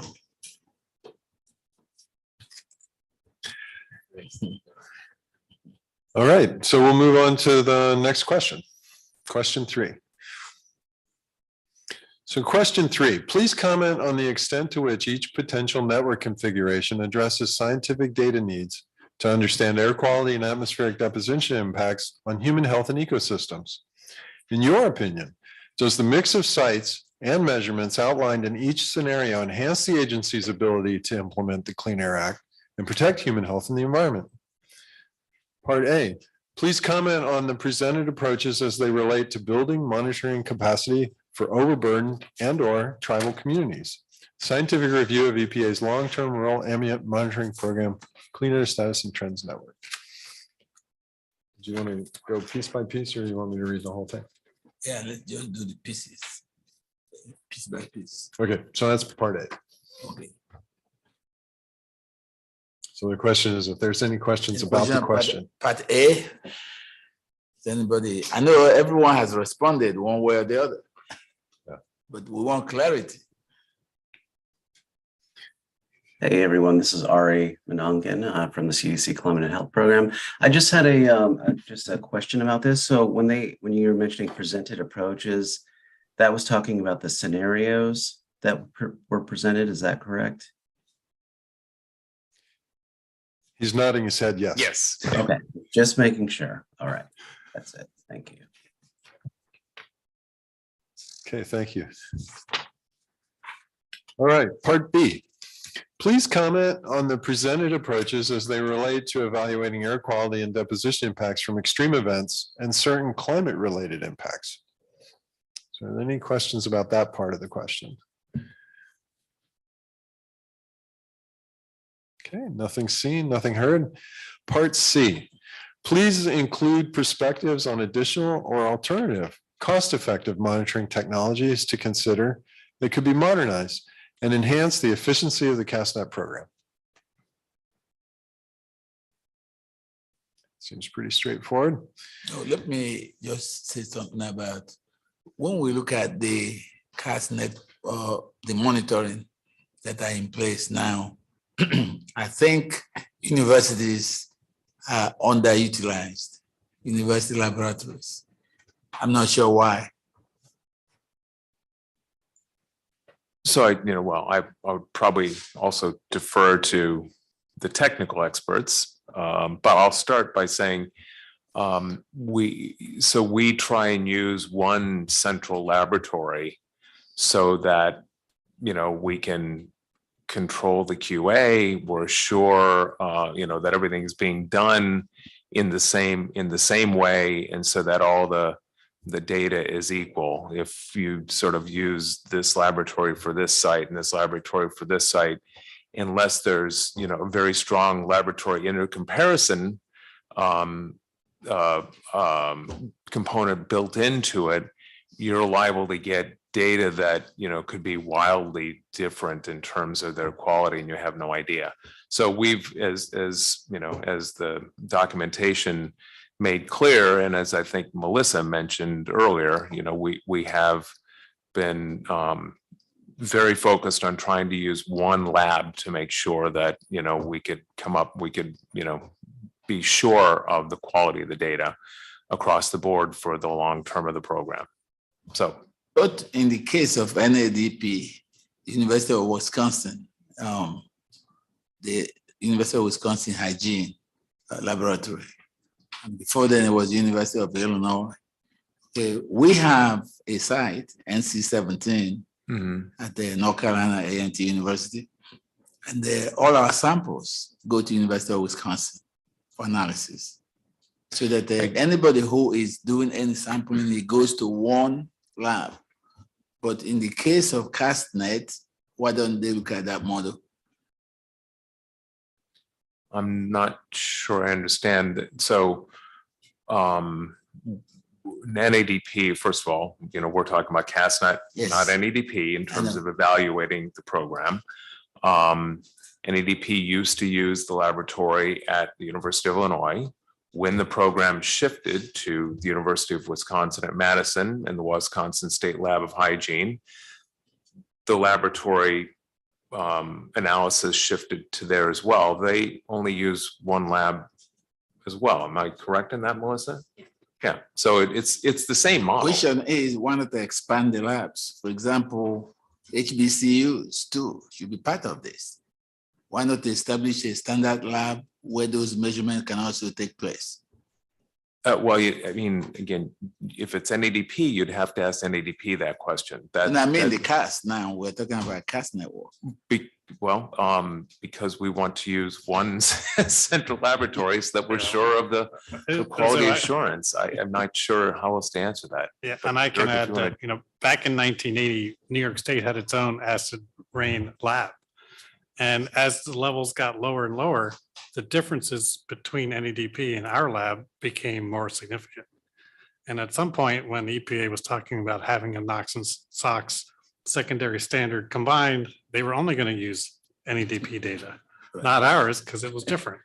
So in order to have that uniformity, we had to switch to NADP for all of our existing acid rain sites. Yeah, Yeah, I would it's just a key part of our quality assurance, plan. Really, all you have to do is look at national assessments done through data like NADP, which is very easy to do. Then look at the Clean Water Act. It's a total mess. Every state does it differently, and you can't say anything nationally. So that, to me, that's a lesson in what happens when you want to say something nationally with 50 different approaches, labs. Yeah, but we are looking into the future, how to make it better. Yep. So I think we're starting to get into the deliberations. What we're really talking today is the questions about the question. Yes.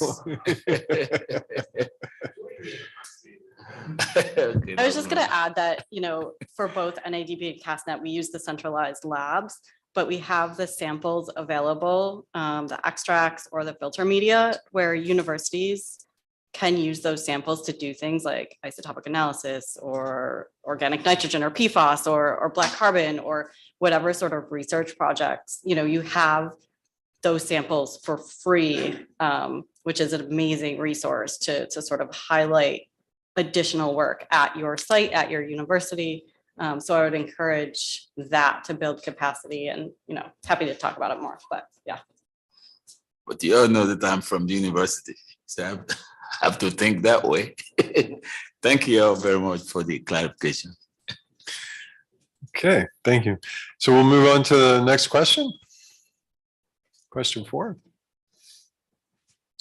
So question 4, for the potential approaches presented in section 5.2 of the review document, please provide comment on which data products would be the most useful to address new scientific, for example, emerging and toxic pollutants, and policy relevant, for example, climate impacts on air quality, environmental justice concerns, questions.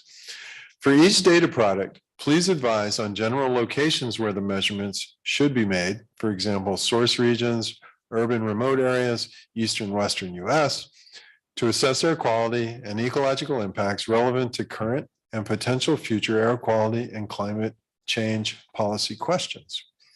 The subsections of this are 1, real-time ambient air allergen concentrations, 2, black carbon in precipitation, 3, continuous PM 2.5 concentrations, 4, enhanced wildfire tracers, for example, levoglucosan, and 5, replacement of or expansion of continuous ozone monitors, and finally 6, expansion of passive ammonia concentrations.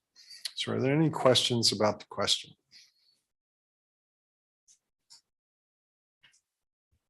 Not directly about the question, but I do have a question that's related. So in evaluating these things, so first, there were 2 main strategies put forth. It was either keep all the ozone, but reduce everything, most of the other stuff every place else, or keep everything at half the sites, but eliminate the other sites. Is rough, I mean, that's not exactly what it was, but roughly speaking, that's the two approaches. So my first question is, was that evaluation done by looking at this is what we think our future budget will be, and this is what we could potentially support, either this or that? So that's part of the question. The second part is, to what if that's true, how, what kind of modifications could we as a committee, if we think that those aren't the best options, is there to change it? And three, with all of these new things, there are obviously costs, and I have no idea what it costs to do any of this. And it's almost impossible to evaluate this comprehensively without understanding the relative, because it's per site, it's each individual type of measurement. You have to get a new lab. There's a lot of information that I don't have that makes it really hard to be comprehensive in evaluation. So I'm wondering how much of that material you have that you can provide us with to help us.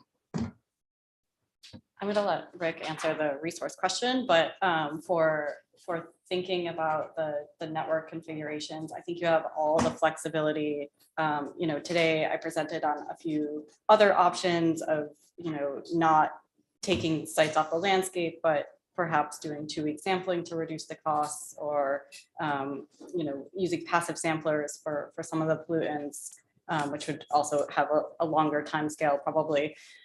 So what is the most important? Is it to have sites across the landscape and have that infrastructure in place? And then, are some of these other measurements that we could add going to add value to the program in a way that sort of keeps CASTNet answering the most relevant questions into the future?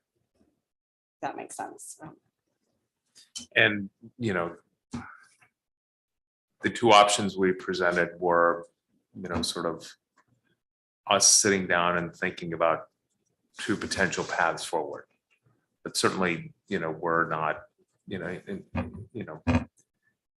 sort of almost examples of paths forward, as opposed to, it's either this one or that one, and I guess I would say, broader, welcome to what we've been dealing with, right? I mean, honestly, it's a, we want to keep this thing going. As I said before, we think it's valuable. What should it look like? What could it look like? What makes sense for it to look like from your, your knowledge and your sage wisdom to help us think about, and then we're going to have to go back and take this combined with what we've heard from other stakeholders like, Office of Research and Development and our partners, and think about charting the path. So because one approach we could take is the pie in the sky approach. Like if we had all the resources in the world, and how would we? I mean, because you can. I understand. I know that's not the world we live in, but from a prioritization standpoint, we could say, if we had our druthers, this is what we would do. This is how we would set it up. This is how we would move forward. These are the priorities we would take, and then leave the rest of it to you. Like you will be the ones who have the resources to implement it. You'll have to assess, well, what could we possibly do? So we could not even consider what the resource options are, right? Yeah. And so that's my question. Yeah. Should we consider that as part of our? Yes, you should. As we've said, numerous times, budgets are, have tightened. The budget has tightened over time, both in real and inflation adjusted dollars. And I don't see that being alleviated.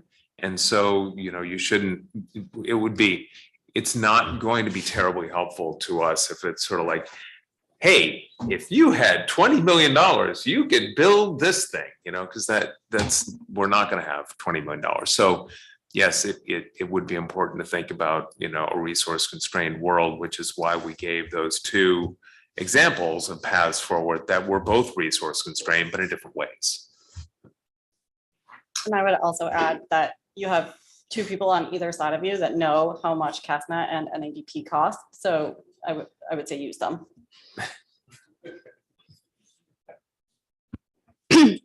sorry, just related actually to that, but can we assume that some of these additional measurements like error allergen concentrations would be added in the long term and that actually CASTNet would then have the funding to support them? Or is this something where here we have one-time funding, we put the measurements down, and if the funding is gone, the measurements will be gone?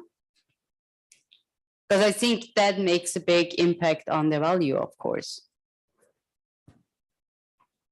You know, I would say every year our budget is different and we have to make these decisions. And, you know, we hope for a flat or increasing budget every year, but we do look at efficiencies, we look at deferring maintenance to try to keep measurements that we implement going long-term, if that is our objective. The idea is to, you know, have CASTNet evolving into what it's going to be for the next couple of decades, with the idea being that it will be that thing for the next couple of decades, and we will fight for, you know, the dollars to make that happen.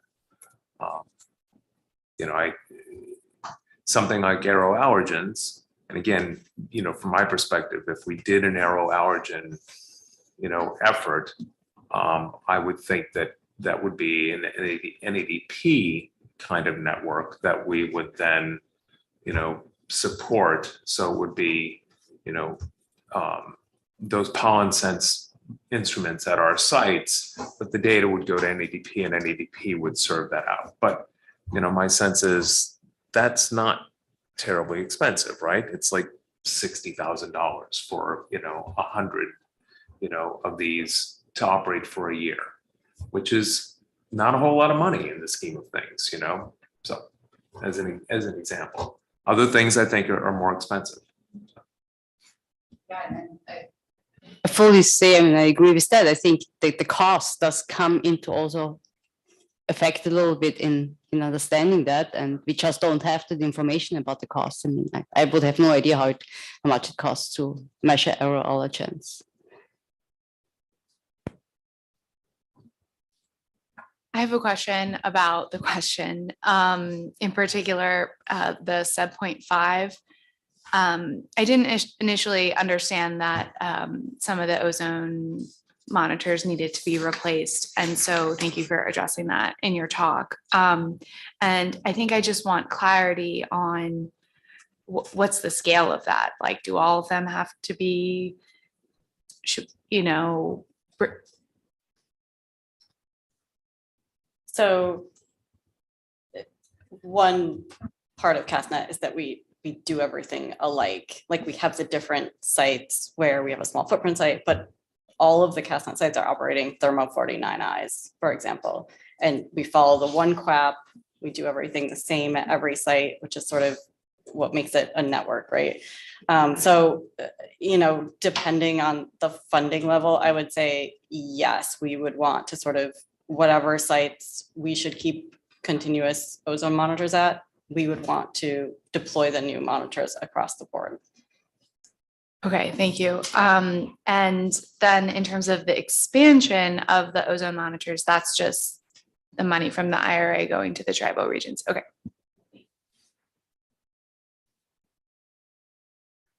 Hi, I have a question about the one-time IRA funding. What are the stipulations around what it can be used for? Let's just say in an extreme case, no new equipment was purchased and installed. Could that money be used to continue existing network operations as is with no reduction? You know, what I would say is, yes, probably. I think that that's, you know, the way that the multi-pollutant provision reads, but you know, that is not going to be particularly helpful for the long term, right? Because then you keep the same, you keep the same thing going, and 5 years from now, right? Or however many years, like it's 10-year money, but you know, you parse that out enough so you're faced with the exact same situation that you're faced with now, right? So, you know, what we're hoping is that you all help inform us and give us your perspectives on, you know, where CASTNet could evolve to for the future, that, IRA funding can help move that along, as well as, living within a constrained future budget. So that we can keep going. We don't face this same watershed moment, 10 years from now, and, we'll get you, we have your number. You'll be back in this room again, having the exact same conversation, so. No, thank you. That's actually really quite helpful. And while I certainly plan to give priorities from the options that we have, understanding, would that be an extension of 2 years, 5 years, 10 years, 30 would help us with the scale of the investment that we have to work with. I don't understand that. Would what be an extension of? How big is the IRA money? In whatever metric you can provide.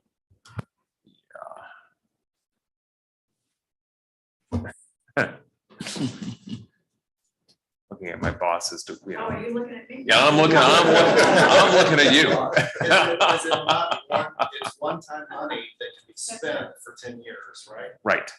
I think Is it, that what you were asking? what we heard though is it needs to be spent by 2028. It goes to 2031, but it needs to be spent by 2028 as written in pencil.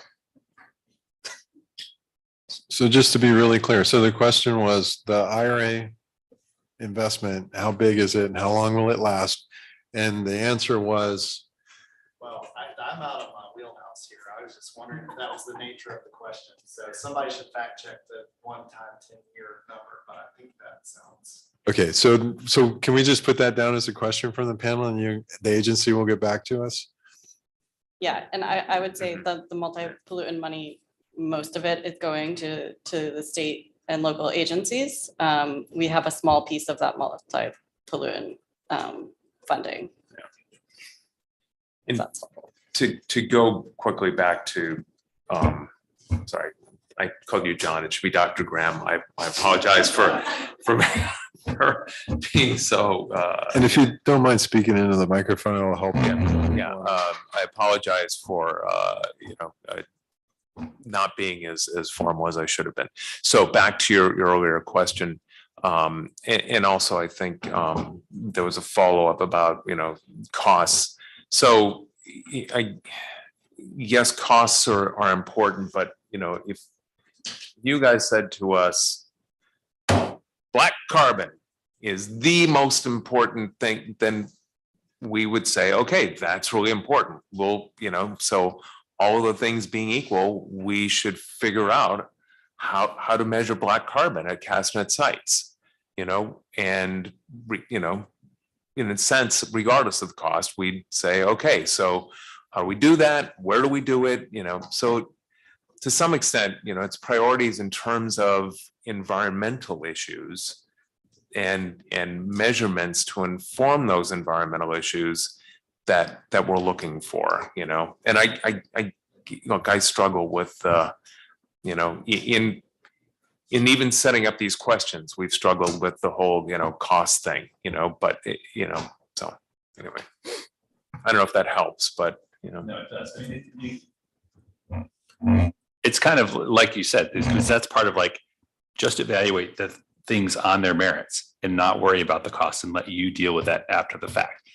I mean, that would be how I would approach it. That's my first cut at it. And then I say, maybe there's a second cut underneath that with the limited resources, then maybe you would address it by only, 10 sites for this thing, and you would prioritize it because these are the areas where we need that or whatever it might be. But yeah, I mean, I was just looking for. Right. And I guess my reaction to the I think you used the term, pie in the sky, was, it's not going to be helpful to us if you say, so currently you guys support 65 sites, you really need 130. And, and those 130 sites should do, all of this incredibly expensive stuff. That's not going to be helpful to us. So. Yeah. I'm not sure if it's a comment regarding the Inflation Reduction Act. You did mention that majority of the money will be going to state and local agents. Is that right? So the question I have is, given the fact that the slum sites monitor fewer contaminants than CASTNet, and also have sparsely located monitoring sites, is there a requirement in this money for them to expand the contaminants they'll be monitoring, including the contaminants of emerging concerns, and also, of course, expanding their monitoring sites? Thank you. I do not believe so, and I see somebody from a state shaking their head because they know more about. It was strongly encouraged to buy continuous FEM PM instruments for environmental justice neighborhoods. The provision lays out, Yeah. maintain, operate, repair, replace, expand. So technically, you're able to do any of that. But as I think Dirk said, it's strongly encouraged. Correct. Okay, we have a question from Dr. Mao. Yeah, hi. Well, I was going to save my question for detailed discussions tomorrow, but since we're on this question right now, I just feel like the second scenario in section 5.1, which I was charged to respond, seems the second scenario is, well, let me read it. Most EPA sponsored sites would continue to operate a regulatory ozone monitor, right? So this sounds like it will be ozone centric and all other pollutants would stop being monitored. And yet we're talking about adding all these new pollutants or, new species for measurements. So it feels like the scenario number two has become moot. No? I think that's what we're looking to you guys to tell us, what combination of ozone and filter pack and new measurements make sense. And, from reading the comments, it seemed overwhelmingly in support of keeping filter packs and maybe less important to keep ozone. As EPA and the regulatory office for the NACs, we felt that was important to keep ozone at our sites and to support the NACs compliance. But again, I think this is a scientific review, and what makes sense scientifically is up to you guys to decide. Thanks. Bloom. So similar question for 0.5, in terms of the expansion of the passive ammonia concentrations, I might have missed what that option was. And I was wondering if you could just repeat. So it would just be identifying other locations where we don't have the passive measurements where they're needed. Ammonia has a really sharp gradient. You can have two very close to each other, reading very different concentrations. Do we need to expand the network and to understand ammonia deposition as well as the contribution to PM 2.5? Thank you. Okay, thank you. So we'll move on to question 5. Question 5 is pretty straightforward. Please advise on other pollutants or complementary measurements or instruments that could be considered to increase the value of the program. For example, enhance tribal and rural monitoring capacity, support NACS monitoring to empower communities. So are there any questions about what they're asking for your advice on here? It seems very similar to what you've just been discussing. Okay, nothing heard. I think we can move on to question 6. Again, it's asking for your advice. So please advise on new data analyses that CASTNet can undertake to improve EPA's ability to characterize air quality and atmospheric deposition impacts to rural and disadvantaged communities using existing data and resources. So are there any questions about the question?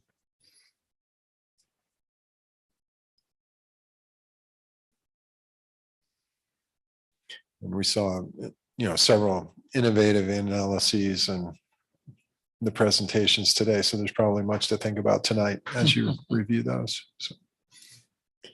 All right. So no other questions about the questions. I turn it back to you. And I think that's all of our charge questions. Right? Correct. Yes, thank you very much. Tomorrow we have a full schedule. And I will defer to DFO to tell us what to expect tomorrow. Okay. Well, we're going to recess for now and we'll reconvene tomorrow morning at 9 a.m. It's going to start. So I invite everybody to show up maybe at between 8:30, 8:45, so we can get settled, make sure all the technology is working and we can handle any issues or questions you guys may have that came up over the evening. So I thank you all very much. And I thank our audience online, and I recess this meeting until tomorrow morning at 9 a.m. Eastern Daylight Time. Thank you.